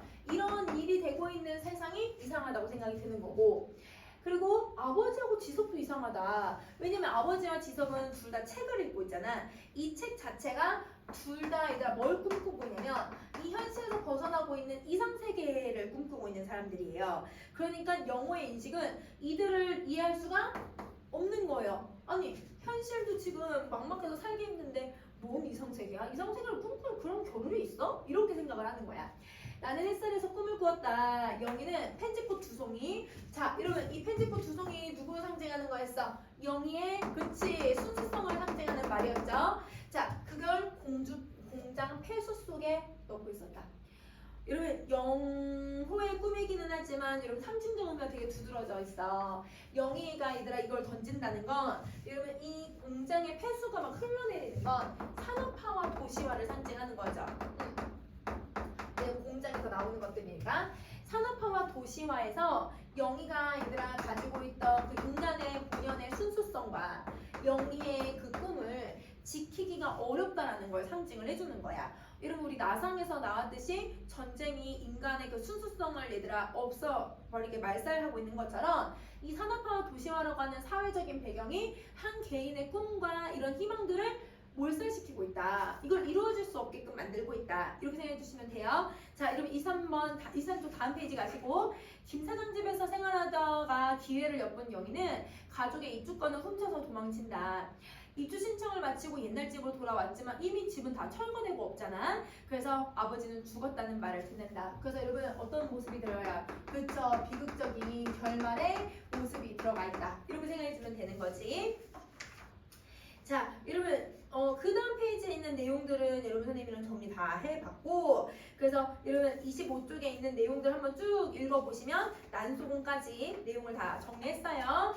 자, 그러면 여러분 이번에는 우리 어딜 가냐면 6주차 교재를 보시는데 여러분 받아가셔서 보셔도 되시고 아니면 여러분 선생님한테 얘기하시면 PDF로 여러분 보내드릴 테니까 요거 여러분 가지고 보시면 돼요. 자, 한번 선생님이랑 가보자. 자, 여러분 우리 6주차에는 파수꾼 그 다음 한번 봐볼게요. 자, 4쪽. 선생님이 얘들아 지금 초록색으로 다 표시해 놓은 애들 있잖아. 번호. 그거는 여러분 여기 있는 자료 따로 보면서 같이 필기해 주셔야 돼요. 자, 한번 봅시다. 여러분 이 일대가 습격을 알리기 위해서 3명의 파수꾼이 마을 밖에 황여 있는 망루를 지키고 있다. 새로 파견된 이 파수꾼단은 실제로 이리떼를 보지 못했으며 이리떼가 나타났다고 외치는 파수꾼의 신호만 들을 뿐이다. 여러분 이게 상황이 좀 많이 극단적으로 가장되고 있다고 생각을 해줘야 돼. 자 여러분 이렇게 막루가 있고요. 이 막루 위에는 가만 올라갈 수 있는 상황이에요. 그래서 여러분 파수꾼 가마 한 사람만 올라가요. 그러면 그 밑에 있는 사람들이 이리떼다라는 말을 들으면 여기에다가 얘들아 북을 이렇게 두드리고 있는 상황이라고 생각을 해야 돼. 이 파수꾼 나는 다르는 못 올라가고 있거나 아니면 여러분 올라갔는지 안 올라갔는지는 알 수는 없어. 무조건 가가 외치는 대로 밑에 있는 사람들은 북만 쳐야 되는 상황이에요. 자 그러면 여러분 근데 새로 파견된 이 파수꾼 다가 막루에는 한 번도 올라가 본 적이 없는데 아래에서 계속 북만 쳤어요. 그런데 이리떼가 나타났다라고 하는 이 파수꾼의 신호만 들을 뿐이었는데 어느 날 다는 막루에 올라가게 돼서 그 위에 올라가 봤더니 이리떼는 하나도 없고 흰 구름만 있다더라 이렇게 생각을 한 거야. 그러면 여러분 이 사실을 알게 된 파수꾼 다는 마을 사람들에게 진실을 알리고자 편지를 촌장에게 보낸 거예요. 그러면 여러분 보세요. 이렇게 생각해 보세요. 파수꾼 여러분 여기 위에 올라가는 가와 나는 이미 여러분 흰 구름밖에 없다는 거 알면서도 이리떼다 거짓말에 동조를 했던 거네. 근데 파수꾼 다는 모르는 상황에서 진실을 알리려고 했고 얘네는 진실을 뭐 하려고 하는 거야? 안 밝히려고 하는 사람인 거야. 자 그럼 여러분 우리 동그라미 7번까지 먼저 정리 한번 해볼게. 자 여러분 이리떼는요 체제를 유지하기 위해서 독재라고 하는 그 체제를 유지하기 위해서 뭘 하는 모습이냐면 가공의 적을 만들어내고 있다. 그리고 거짓말이고요. 그리고 또 조작되어 있는 그리고 또 왜곡되어 있는 공포의 대상이에요. 그래서 여러분 독재 정권 때 계속 뭘 해요? 북한군이 내려온다, 첩자가 내려왔다, 뭐 이런 식으로 전쟁에 막 분위기를 막 몰아가서 그렇게 해서 여러분 지금 상황을 사람들을 계속 무섭게 만드는 상황이라고 생각해주면 될 것 같아. 자 그리고 두 번째 저 파수꾼들은 3명은 여러분 파수꾼 다가 아니지. 기존에 있던 파수꾼 가나를 얘기하는 거야. 그 사람들은 여러분 지배 이념 즉 여러분 거짓된 이 조작에 동참했던 사람이에요. 그래서 권력의 하수인들 이들은 진실을 알고 있다 모르고 있다? 진실을 알고 있다라고 생각을 가정할 수 있는 거야 우리는. 자 그 다음에 막루라고 하는 공간이 있는데 이 막루는 여러분 그 가공된 척 여러분 즉 이 이리떼에 대해서 대중이 얘들아 불안하게 만들어내는 공간이에요. 그 불안함을 키우게 만드는 수단이다. 자 그 다음에 네 번째 여러분 파수꾼 다는 뭐 하려고 하는 그렇지 진실을 알리려고 하지. 그래서 여러분 그 진실을 말하려고 하지만 여러분 얘는 목소리를 내지만 그 목소리 못 내거든. 왜냐면 이는 나중에 이 촌장한테 속을 거니까. 그래서 그냥 바로 그냥 대놓고 써버릴게요. 나약한 지식인이다. 그러면 여러분 이 파수꾼 다는 지섭이랑은 모습이 어때? 달라 그치? 지섭은 여러분 저항을 해서 목소리를 내는 사람이라면 이 지식인은 목소리를 내려고는 했지만 못하게 내버렸다. 순수해서 넘어가 버렸다. 이렇게 생각을 해주셔야 돼요. 자, 그 다음에 흰 구름이 상징하고 있는 건 여러분 이게 진실이죠. 진실. 자, 그 다음 6번째 여러분 마을 사람들은 촌장이나 이 파수꾼들이 얘들아 얘기하고 있는 걸 그대로 믿는 사람들이야. 그렇구나. 믿어. 그러니까 우매한 우리 민중들. 요걸 상징하고요. 자, 그 다음에 7번째. 자, 7번째. 여러분 편지를 보내잖아요. 근데 저 편지에는 무슨 내용이 들어갔어요? 여러분 이리떼가 없고 흰 구름만 있다라는 진실을 드러낸 애죠. 그러니까 얘가 진실을 보도해주고 진실을 얘기해줄 수 있는 대상이 누구야? 언론이거나 언론? 여러분 언론의 역할을 하고 있다고 생각해 주시면 돼요. 그러면 여러분 언론의 내용, 진실이 담긴 언론의 내용을 보냈다. 이렇게 정리해 주면 되는 거지. 자, 여러분 2번 올려서 한번 봐볼게. 촌장, 나를 이곳에 오도록 해줘서 참 고맙다. 한 가지 유감스러운 건 이 편지를 가져온 운반인이 도중에 읽어본 모양이더라. 이럴 때는 없고 흰 구름뿐이라고 하는 그 수다쟁이가 사람들한테 떠올리고 있어. 그럼 여러분 운반인에 대한 인식이 어때 얘들아? 수다쟁이. 그러니까 여러분 지금 촌장은 이 운반인이 진실을 말하는 하고 있는 거예요. 왜? 자기는 이 독재를 해야 되는데 진실을 알려주면 안 되니까. 조금 후에 모두들 이곳에 놀려올 거야. 네 탓은 아니야. 난 너하고 너 혼자만 오달라고 하지 않았니? 근데 몰려오는 사람들은 불청객이지. 그건 다 운반인이 자초한 일이야. 이런 식으로 얘기하는 거야. 더구나 어떤 사람은 도끼까지 들고 와. 그러면 여러분 이 촌장은 겉으로는 되게 친절한 내용처럼 얘기하고 있지만 그런데 사실은 친절하진 않죠. 협박을 계속 하고 있는 거예요. 나 사람들 몰려올 거고 도끼 들고 올 거야. 너무 고맙다. 이러면 이거는 반대로 이야기하면서 협박의 어조로 이야기를 하고 있는 거야. 그러면 그 협박의 어조에서 이러면 진실이 이게 담긴 내용인 거지. 이게 진실이야, 진실. 왜 도끼를 들고 와요? 막루를 부순다고 그런더라. 왜냐면 거짓말이었으니까. 일대는 없고 흰 구름뿐이라고. 그것이 구호로 외쳐지고 있어. 그 선한 사람들만 오지 않으면 나는 너랑 딸기를 사러 가고 싶단다. 네 어디에 딸기가 많은지 알거든. 그럼 여러분 이 막루 근처에 이렇게 얘들아 팻말이 있는 곳이 있는데 그곳에는 여러분 딸기가 이렇게 있다는 거예요. 그러면 이 딸기는 여러분 파수꾼들이나 아니면 여러분 이 민중들이 얘들아 마을 사람들이 먹지는 못하고 오롯이 누구만 먹냐면 촌장만 먹는 거야. 자, 일대를 주의하라는 팻말 아래는 의뢰에 잘 익은 딸기가 있단다. 그 딸기 너한테 줄게. 그러니까 너 진실 얘기하지 마. 뭐 하는 거예요, 여러분? 회유하는 거예요. 나는 너랑 이거 하고 싶은데. 이런 식으로 얘가 계속 사람을 협박도 했다가 회유도 했다가 이렇게 하고 있다고 생각하면 되지. 자, 여러분 우리 상징적인 의미 4개 더 찾아보도록 할게요. 여러분 다시 종이 한 장 이거 받으시고 8번째 한번 갑시다. 8번째는 여러분 지금 운반이는요. 진실을 밝힌 사람이잖아요. 그러니까 이 사람은 여러분 진실을 밝히고자 하는 언론인 같은 역할을 하는 사람이고 그런데 그 사람을 뭐 해 얘들아? 저 수다쟁이가 이 사람 나중에 처벌해야겠다 뭐 이런 식으로 얘기하거든. 그러면 여러분 기본적으로 여러분 독재를 하고 있는 사람들은 언론부터 통제를 하잖아요. 그래서 이 당시에는 언론이 통제되던 시기였구나. 그걸 간접적으로 제시해주는 거야. 직접적으로 드러나는 거 아니야. 간접적으로 드러나고요. 자, 그 다음에 9번째 여러분 도끼 들고 온대요. 그럼 저 도끼는 여러분 실제로 마을 사람들이 들고 오지 않아요. 그런데 이 아이를 여러분 파수꾼들을 협박하려는 용도죠. 그러니까 여러분 권력자들이 민중들을 위협하는 수단으로 쓰이는 게 도끼예요. 자, 그 다음에 여러분 10번째 딸기 갈게요. 딸기 뜻이 좀 많죠? 권력자만 가지고 있는 거죠. 그러면 얘만 갖고 있는 특권이라고 생각하시면 돼요. 권력자만 갖고 있는 특권. 자, 그리고 민중을 현혹시키게 하는 회유하는 회유책이었잖아. 그리고 모든 사람들이 사실은 원래 같이 누려야 되는 거죠. 저 딸기 지만 처먹으면 안 되지, 얘들아, 그치? 자기가 누구나 다 같이 먹어야 되는 건데 근데 권력자만 독차지해서 이러면 저거는 독재 정권을 빗대어서 이야기를 하고 있는 작품이구나 라고 하는 걸 돌려서 설명하고 있다고 생각해주면 돼.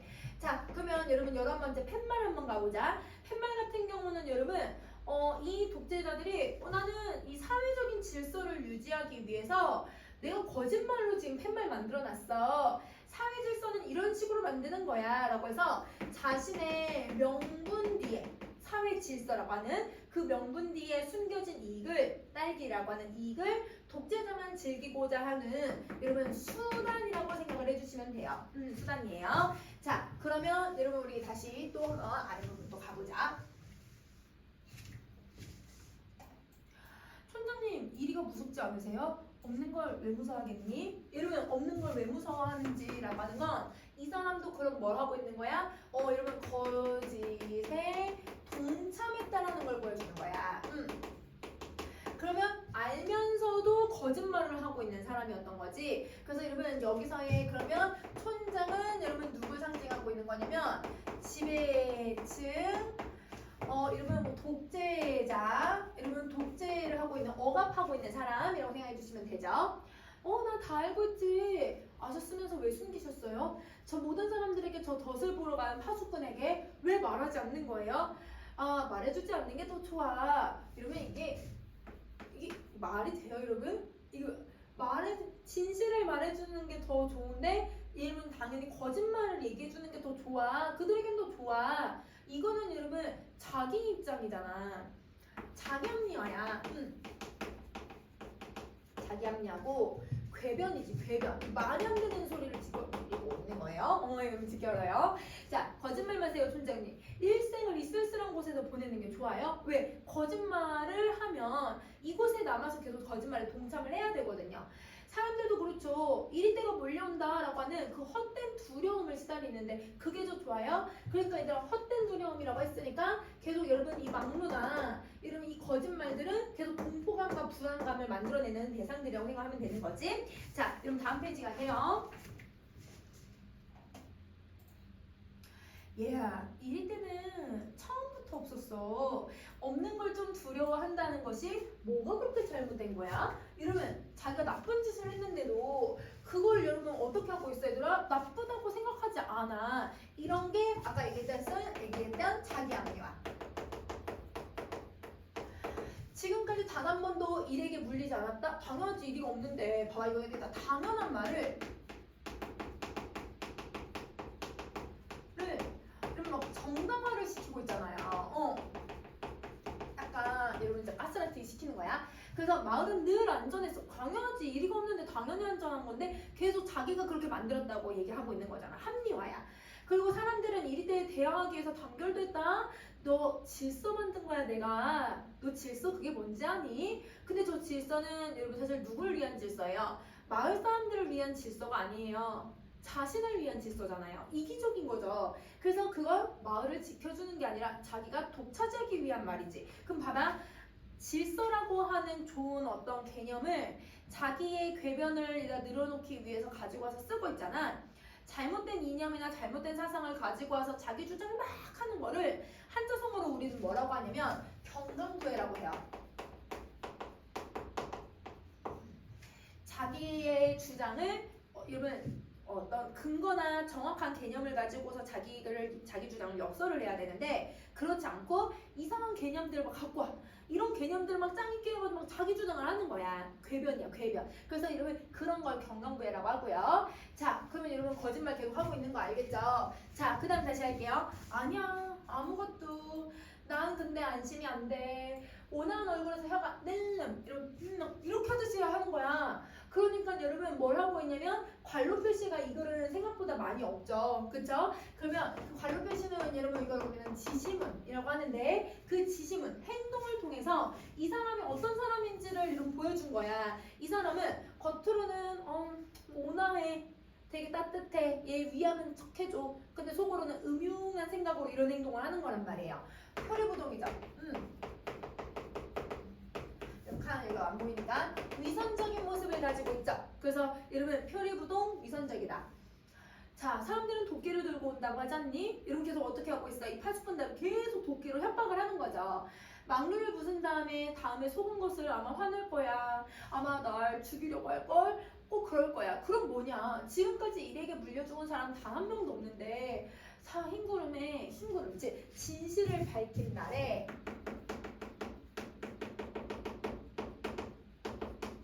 밝혀지면 뭐가 벌어질 거라고 생각하는 거야? 살인이 벌어진다. 여러분 부정적인 극한 상황을 여러분 가정을 해서 뭘 하고 있냐면 여러분 이 아이에게 계속 여러분 공포감을 주는 거예요. 그래서 여러분 이게 공포감이에요. 공포감.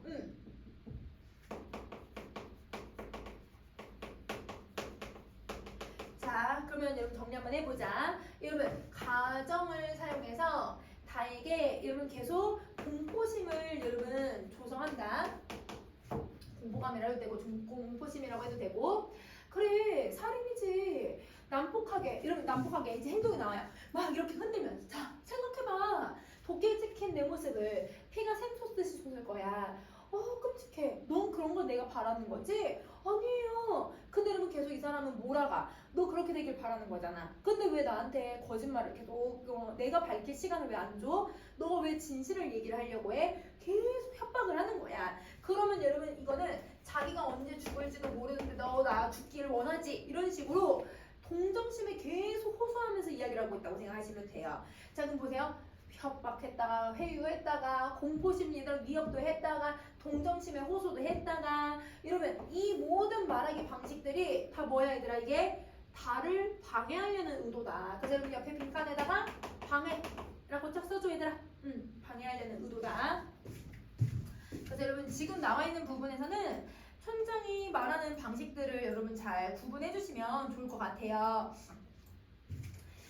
자, 그 다음에 17번째 가자. 그래? 그럼 너는 내일까지 기다려야 해. 그러면 괴로워하는 파수꾼단을 껴안으면서 오늘은 나에게 맡겨라. 내가 진실을 얘기할게. 그리고 너는 나를 따라서 흰구름이라고 외칠 테니 꼭 약속하시는 거죠. 물론 약속하지. 그럼 여러분 이 말은 뭐냐면 여러분 시간을 하루를 번 거예요. 그래서 여러분 이 촌장이 올라가서 이렇다. 이럴 때가 있다. 그리고 그 다음날 너랑 같이 흰구름이 있다고 진실을 얘기할게 라고 하지만 그럼 사람들이 믿어요 여러분? 이미 파수꾼 단은 거짓말을 한번 한 사람이 돼버린 거야. 사람들이 믿지 않게 만들려고 시간을 벌려는 촌장의 의도가 들어가 있는 말들이었어요. 그러면 여러분 시간을 여러분 버는 여러분 선생님 여기 같이 써야 되는데 버는 여러분 그런 의도고 시간을 벌어서 뭐 하게 하려고 하는 거냐면 다가 거짓을 말하게 거짓을 여러분 칸 없으니까 여기 알려줄게 고하게 만드는 의도야. 여러분 우리 양치기 소년 생각해봐. 늑대다 외쳤지만 여러분 몇 번 사람들이 믿었다가 한 세 번째 네 번째 되니까 진짜 늑대가 나타나도 사람들이 도와주러 오지 않았잖아요. 그러면 여러분 거짓을 고하게 만드는 의도예요. 거짓말을 한 번 한 사람한테는 믿을 수가 없는 거지. 믿지 못하게 만들려는 의도야. 그러면 여러분 이렇게 진실을 말하지 못해서 힘든 여러분 이 파수꾼 달을 이렇게 안아주네. 그러면 그 안아주는 게 여러분 정말 위선적이죠. 거짓된 행동들을 하고 있는 거예요. 진짜 위로해주는 게 아니거든. 꼭 약속하시는 거죠. 이러면 다가 아직은 너무 순수하고 나약해. 순진한 거야. 그래서 촌장의 의도대로 그냥 다 넘어가 버렸잖아요. 그러니까 여러분 이게 거짓말을 할 수밖에 없는 이런 상황이기 때문에 그래서 이 달을 어떤 지식인이다? 그치 진실을 알고서 말하려고 하는 사람이지만 되게 나약한 사람이다. 여기서 이렇게 나타난다고 생각해주면 돼. 자, 이럴 때가 몰려온다. 여러분, 다는 이미 뭘 해버렸어, 얘들아? 그렇지, 거짓말을 고해버렸어. 그러면 왜곡된 여러분 진실에 얘는 동조하는 사람이 돼버린 거죠. 그러면 나중에는 마을 사람들이 얘를 믿어요, 안 믿어요? 안 믿어요. 파수꾼가가 높이 들려서 그도 외친다. 파수꾼 나도 신이 나서 막 양철북을 두드려요. 그러면 가와 나는 여기에 같이 동조하는 그렇지, 얘가 계속 하수입니다. 자, 그럼 여러분 마지막 양철북의 뜻 가보자. 여러분 12번째 양철북도 누구랑 의미가 똑같냐면 막루랑 똑같아. 마을 사람들한테 계속 위화감을 조성을 할 거거든요. 그래서 양철북 무슨 나타난다. 자, 여러분 다음 페이지 갈게.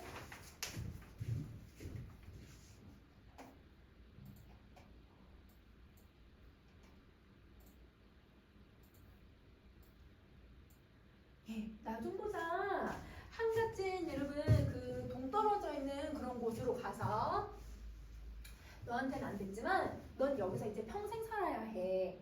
네? 이 마을에는 오지 말아라. 침묵. 그러면 자 이러면 여기서 사람들한테 얘들아 일생을 지내야 된다는 건 이제는 여러분 사람들에게 진실을 말할 수 있는 시간이 없는 거예요. 왜? 이 촌장의 얘들아 말에 넘어가 버렸으니까. 다를 여러분 고립시키려는 의도야. 그러면 여러분 얘가 이 침묵을 하는 건 여러분 자신이 어떤 처지에 놓였는지를 이제 상황을 파악하게 된 거죠. 여러분 상황을 인식한 모습이어서 그런 것도 있지만 결국은 어쩔 수 없이 이 상황에 얘들아 동조하게 된 여러분 이 다의 불안한 심리 이걸 드러내는 방식이기도 해. 자, 그러면 여기서 다는 아무것도 이제 할 수 없는 거잖아. 그래서 무기력한 지식인의 모습이 너무 잘 드러나는 거예요. 그러면 자, 이거는 지금 여러분 촌장하고 여러분 누구의 다의 외적 갈등이 너무 잘 드러나는 거야. 그치? 여러분 외적 갈등이지. 인물하고 인물이니까 이 사람은 진실을 말하면 안 된다. 진실을 밝힐 생각이 없고 이 사람은 그렇지 진실을 말하려는 의도가 있으니까 이게 좀 차이점이라고 생각해 주시면 돼요. 자, 그러면 여러분 우리 요 선생님 또 따로 종이 준 거 있죠? 그 부분을 한번 볼까요, 여러분? 자, 그 부분에 우리 빈칸 정리 한번 해봅시다. 자, 2번 우화적 기법. 여러분 이 작품은요 직접적으로 말하는 부분이 없어요. 다 여러분 무슨 방식이냐면 직접적 없고 직접적 빈칸 써주고요. 간접적으로 말하고 다 돌려서 얘기를 해요. 우회적으로 말해요. 그러니까 우의적인 기법이 쓰이는 거죠. 의의적 기법이 아니라 우의적 기법이 쓰인다. 자, 여기는 여러분 안 나오기는 하지만 여러분 이 촌장이 사실 운반인의 역할도 하고요. 여기는 안 나오지만 여러분 그 보기로 나올 수 있으니까 이 사람이 해설자의 역할도 해서 1인 3역의 역할을 해요. 1인 3역을 역할을 하면 여러분 어떤 효과를 얻냐면 관객들이 몰입을 못하게 하죠. 저 사람은 지금 촌장으로 나온 걸까? 운반인으로 나온 걸까? 이 해설자로 나온 걸까? 계속 모호하게 만드는 거야. 옷도 똑같이 입거든. 그러면 이런 사람들한테 몰입이 되게 하는 걸 방해를 의도적으로 시킨다. 그 이유는 부정적인 인물을 내가 막 이입해서 저 사람 저래서 너무 안쓰러워 이게 아니라 이 사람을 객관적인 시선에서 보게끔 하여가지고 이 부정적인 사람들을 비판하게 만들려는 의도가 들어가 있다. 이렇게 생각해 주시면 되죠. 자, 그 다음에 여러분 네 번째. 이러면 관객 여기도 잘 안 나오지만 보기로도 나올 수 있으니까 관객을 마을 사람으로 설정해요. 그 이유는 여러분 이 희곡이라고 하는 애는 사실 무대에 제약이 되게 많잖아요. 시간, 인물, 공간의 제약들이 있으니까 공간적인 인물 이러면 이제 제약, 수 이런 것들을 여러분 제약들이 너무 많은데 미안해 얘들아 제약수가 아니고 인물수 미안해 인물수의 제약이 너무 많은데 그 제약들을 극복할 수 있게 해주는 효과를 갖고요. 그다음 두 번째 관객을 여러분 무대에 있는 여러분 실제 그 마을 사람으로 설정을 하면 나는 우매한 민중인가? 나는 저 우매한 민중들과 똑같은 행동을 하고 있을까? 여러분 관객들에게 성찰할 수 있게 해주는 계기가 되는 거야. 자, 그다음 세 번째 이들의 모습을 통해서 이들을 무대에 참여를 시켜가지고 관객에게 저 촌장 같은 여러분 지배 권력층에게 저게 맞는 건가? 그들의 부조리를 부각시키고 여러분 비판의 의도가 너무 잘 드러나게 비판을 할 수 있게끔 만드는 효과를 갖는다. 자, 여기까지 했죠? 자, 여러분 다섯 번째 양치기 소년회랑 비교를 해볼게요. 자, 여러분 우리 선생님 지금 주제 네 가지 있죠? 여러분 진실 왜곡의 핵심 주체 1번. 여러분 양치기 소년은 소년이 여러분 거짓말을 해요. 그런데 파수꾼은 여러분 주로 촌장이 이야기를 많이 하고 있죠. 자, 그 다음에 두 번째 여러분 진실 폭로를 얘기하려고 하는 여러분 움직임이 양치기 소년에는 없었어요. 그런데 여기는 누가 해요? 그렇죠. 여러분 지식인인 파수꾼다가 진실을 얘기하려고 하는 운반인이 진실을 얘기하려고 하는 모습이 보여진다. 자, 3번. 여러분 양치기 소년은 진실 왜곡의 의도는 그냥 단순히 자기가 시간을 때우려는 심심풀이였잖아요. 그런데 여기 이 작품에서는 여러분 마을을 뭐 하려고 하는 거야? 통제하려고 했고 그리고 자신의 권력을 유지하려는 목적으로 이렇게 했고 그 다음에 세 번째 자기만 이익을 추구하려고 하는 지배 권력층의 모습이 너무 잘 드러나는 거야. 그치? 자, 그 다음에 마지막 진실 왜곡의 결과를 보면 양치기 소년만 사실 피해를 입었거든? 지가 죽었던지 늑대에 물려 죽었던지 아니면 양을 얘가 보살피다가 얘가 손해를 입었으니까 얘가 그 손해 다 청구했던지 청구한 거를 다 갚았던지. 그런데 여러분 여기 나오는 파수꾼은 마을 사람 모두가 피해를 받아요. 왜냐면 자신들은 우매하게 살아야 되고 그리고 여러분 이렇게 일대사라고 하는 외치는 소리에 사람들 무서워서 도망가다가 막 우물에 빠지고 넘어져서 다리 다치고 이렇게 하는 사람도 너무 많아. 그러니까 마을 사람들만 피해를 입게 된다. 이렇게 정리해주면 될 것 같아. 자, 그래서 여러분 파수꾼은 이런 기능을 가지고 있어서 지금 작품에서 여러분 이렇게 우화적인 기법들과 여러분 이 상징성들 잘 구분해 주시면 좋을 것 같아요. 자, 여러분 그 다음에 넘어가서 우리 마지막 작품 장기전 한번 해볼게요.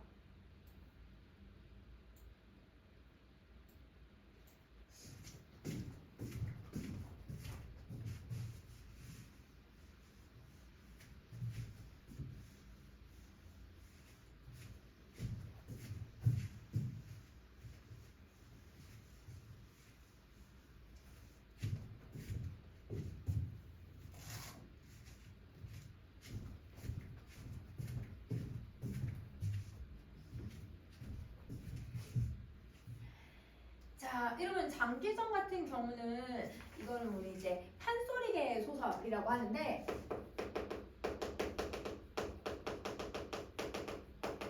이런 판소리계 소설은 우리가 이제 설화들이 모여서 판소리로 구전이 되다가 그리고 나서 너무 인기가 많아져서 판소리계 소설 이렇게 소설화가 되는 방식이에요. 그래서 판소리계 소설은 기본적으로 구전이 되었던 문학이다 보니까 여러분 그 구전 문학의 여러분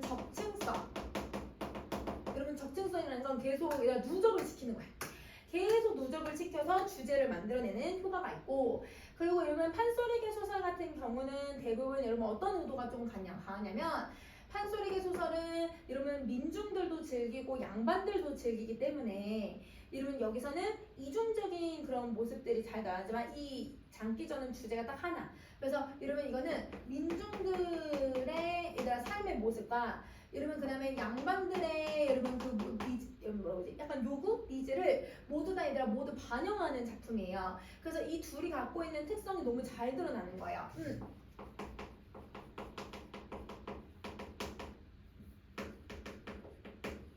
그런데 여러분 지금 이 부분에서는 좀 양반의 모습이 좀 강하지. 근데 주제는 민중들의 모습에 반영하고자 하는 주제가 되게 강하고.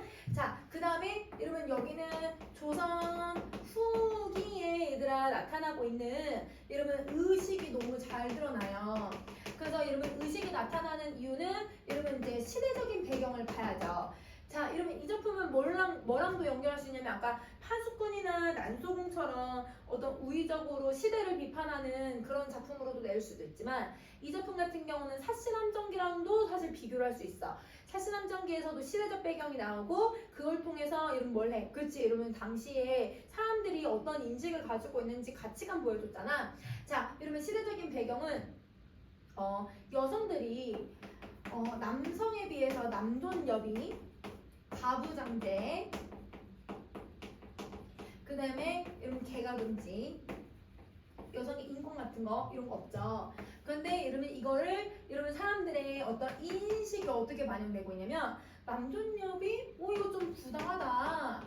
가부장제, 남편이 지금 여자보다 못해. 그래서 이러면 이것도 나쁜 거다. 걔가 할 수 있다. 허용해야 된다. 당시에 얘들아 가지고 있던 인식에서 모두 다 비판하고 다 얘들아 지금 부당하다라고 얘기를 하는 거야. 그래서 비판하고 풍자하고 이런 기능들을 가지고 있다. 이렇게 생각해주면 될 것 같아요. 자, 한번 가보자. 자, 장기와 까투리는 아오바들의 12딸을 거느리고 굶주린 몸이 되어서 먹이를 찾아 큰 들이 얘들아 등장하게 되었다. 이게 얘들아 지금 상황이지. 상황이고 사건이 발생한 거예요. 자, 근데 여러분 장기는 여러분 아빠고 여러분 까투리는 아내란 말이야. 얘는 매우 신중하고 여러분 되게 신중하고 되게 똑똑해. 그런데 여러분 장기 같은 경우는 성급하고 자기를 막 합리화해서 자기 이익을 눈앞에 있는 이익을 되게 쫓는 사람이라고 생각해 주면 될 것 같아. 그래서 땅에 떨어져 있는 붉은 콩 한 개를 발견하고는 장기는 먹지 말라고 간절히 만류하는 이 까투리의 말을 계속 무시를 해버린다. 그러니까 애들 아내의 말을 무시하고 있다는 건 남성이 더 여성보다 더 뛰어나, 내가 왕이야, 뭐 이런 생각을 갖고 있는 거고, 인물의 얘들아 여기서 두 사람의 갈등이 여기에서 시작이 된다라고 생각해 주시면 돼요.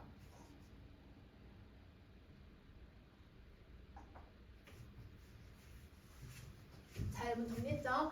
자, 그러면 위로 올릴게요.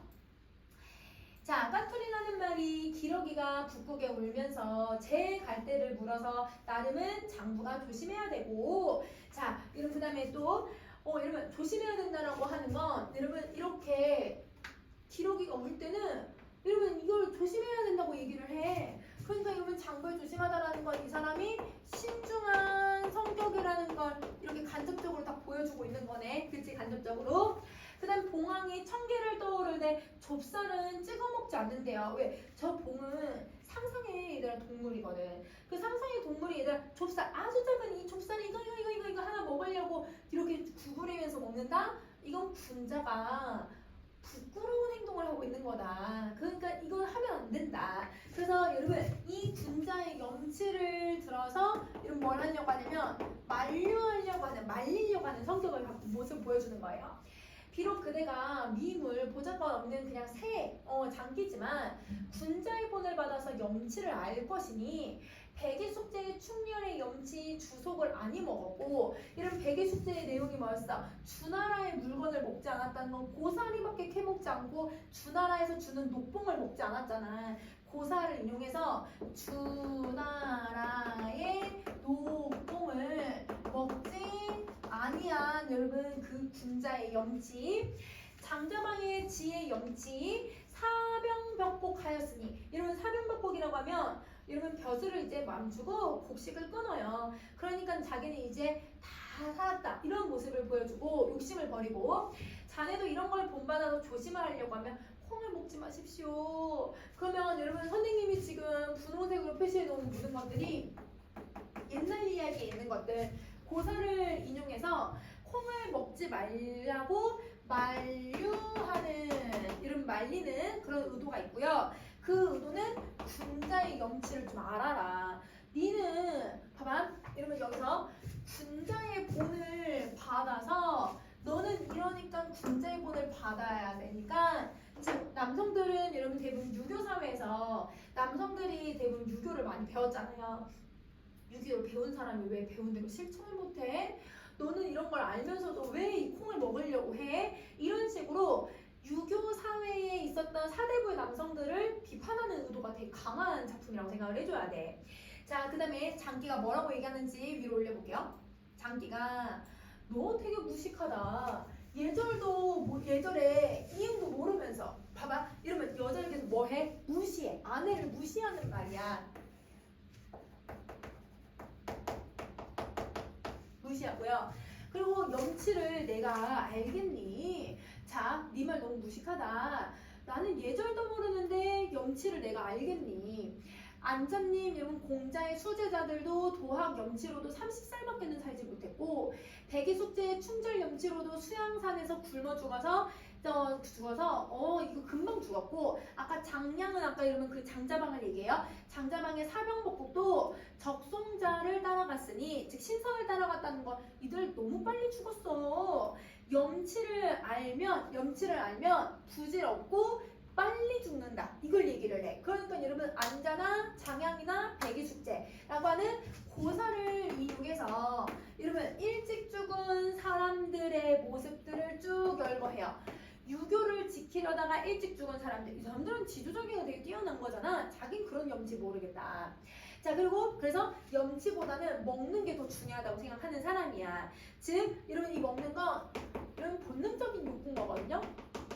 그래서 이 사람은 염치나 이러면 도덕적인 것보다 본능적인 욕구에 충실한 거야. 즉 이게 눈앞에 있는 이게 더 신경을 쓰는 모습이다. 그래서 여러분 지금 여기서 장기는 나는 염치 잘 모르겠는데 나는 이렇게 일찍 죽을 바에는 염치를 모르고 앞에 있는 이거 밥 먹는 게 나을 것 같아. 이렇게 생각을 하고 있다는 거야. 자 그럼 다시 할게.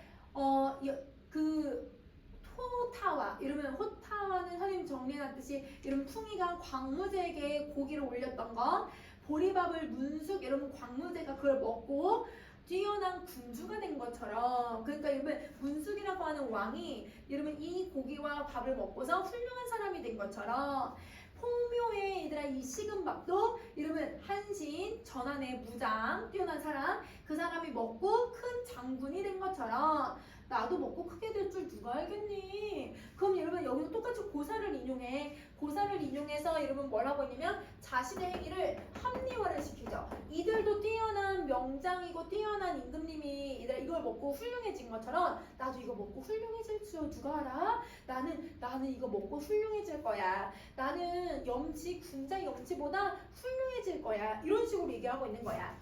자, 그래서 사투리는 그 콩 먹고 잘 된다는 말은 내가 먼저 하겠습니다. 잔디 찰방수만 이러면 이제 무덤으로 황천부 사는 여러분 황천에 사는 사신이니까 여러분 이제 죽어서 죽은 사람 이러면 임금이 벼슬을 준다라고 하는 건 이러면 자 찰 무덤에 갈 사신이 얘들아 벼슬을 준다는 건 무섭게 말하면 여러분 죽음이야 죽음. 너가 그 콩 먹고 잘한다고 하는 너가 그런 말을 하니 내가 이제 말을 한번 더 해보겠다. 내가 반박을 해보겠다. 네가 만약에 죽어서 청산을 영원히 이별을 할 수가 있으니 여러분 다음 페이지 가세요.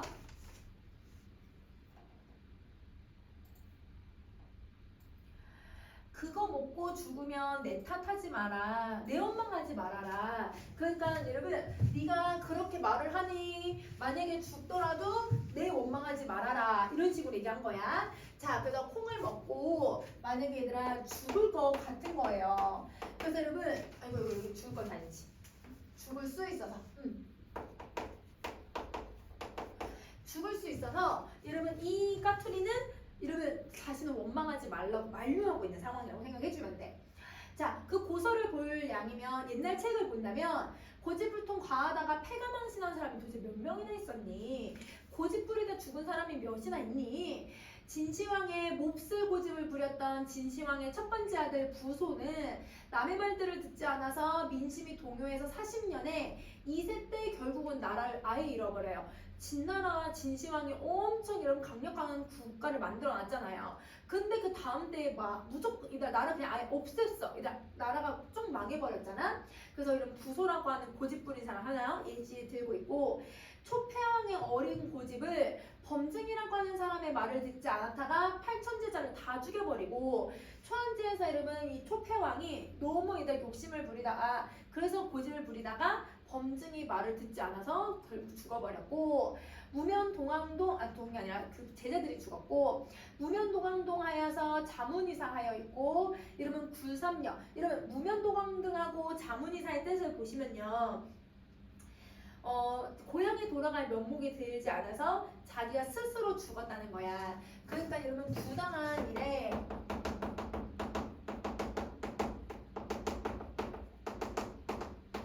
자결한 굴삼녀. 여러분 굴삼녀는 여러분 구런이라고 하는 사람이야.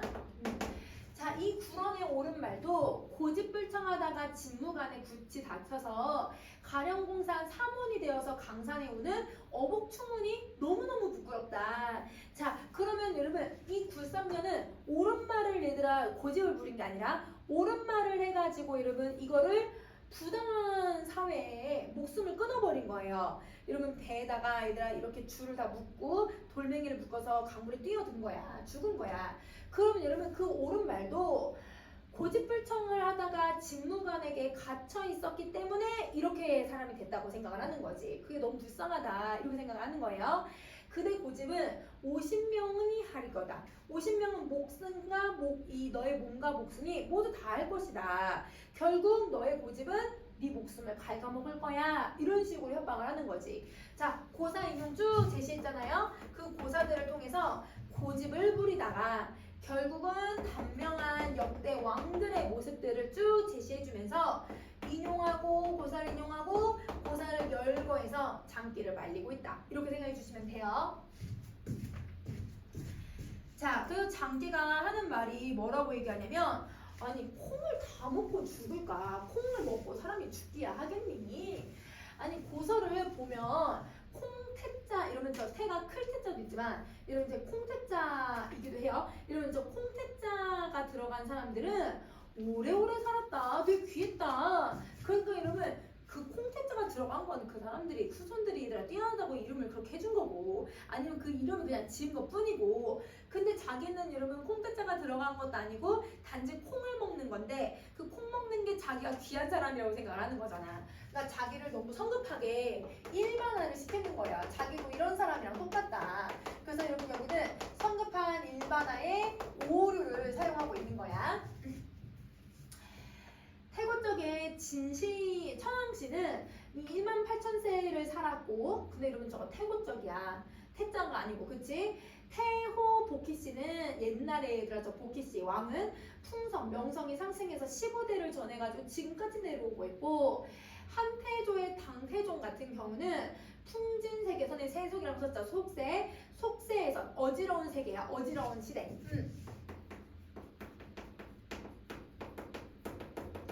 그 어지러운 사회를 평정해서 나라를 처음으로 통일국가 만들고, 처음 나라의 문을 만들고, 통일국가 문을 만들고, 오곡, 백곡, 작곡 중에 콩택자가 그래서 최고다. 여러분 말 안 되는 소리죠, 그쵸? 궁 80에 강태공은 달 80에 살아 있었고, 자, 이름 보세요. 강태공이라고 하는 사람은 70세까지 거의 다 궁 80이라는 건 70에 가까이 다가올 때까지 궁핍하게 살다가 여러분 달 80, 80세가 되어서 여러분 이제 주나라의 주문왕을 만나게 되면서 이름을 알려요. 이 사람 뛰어난 여러분 이제 신하다라고 해서 그래서 강태공에 태자 들어가죠. 시중천하의 이태백이라고 하는 시인도 정말 신선이 될 정도로 뛰어난 실력을 갖고 있었고 북방의 태일성이라고 하는 별은 이름은 신선을 상징하는 별이니까 너무너무 으뜸이다. 그러니까 별 이상한 말로 얘들아 궤변을 늘어놓고 있는 거예요. 그래서 나도 이 콩을 먹고 태공같이 강태공처럼 이름을 오래 살아가지고 80세까지 살아가지고 이름을 널리 알리고 싶고 태백처럼 이태백처럼 여러분 위에 신선처럼 올라가서 태열성과 신선이 되겠다. 그래서 여러분 태자의 말을 돌리면서 그러면서 여러분 자기 입장을 계속 얘들아 주장을 하고 있고 항변하고 있다. 그러면 여러분 태자와 관련된 옛날 이야기들 쭉 아니면 여러분 옛날 이야기 열거해도 되고 인물을 어떻게 한 거야? 실제 역사적인 인물을 여러분 열거하는 방식을 쓰고 있는 거예요. 그러면서 자신의 입장을 계속 합리화를 시키고 있다. 합리화의 방식을 쓰는 거야. 자, 마지막 뒷부분 줄거리 갈게. 자, 여러분 뒷부분 줄거리. 장기는 먹이를 먹으려다가 덫에 걸리게 되고 결국 덫 임자가 나서 장기를 빼어들고 간 뒤 결국 죽은 후 까투리는 문상으로 온 호라비 장기와 재회원을 해서 100년을 하다가 아이들 결혼시키고 물에 들어가서 조개가 되었다고 한다. 그러면 여러분 얘는 개가를 금지하던 시대에서 개가를 하고 있다는 건 당시 얘들 개가에 대해서 비판하고 있는 사람들이 많았다는 거겠죠. 자, 그리고 당시 이런 유교 도덕적인 인식을 잘못했다라고 얘기하는 사람들이 생겨나게 되었다. 이렇게 생각해 주면 될 것 같아.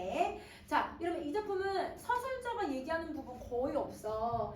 이 작품은 여러분 계속 대화의 형식으로만 구성이 되는데 여러분 대화 형식들은 여러분 직접적 제시예요, 간접적 제시예요.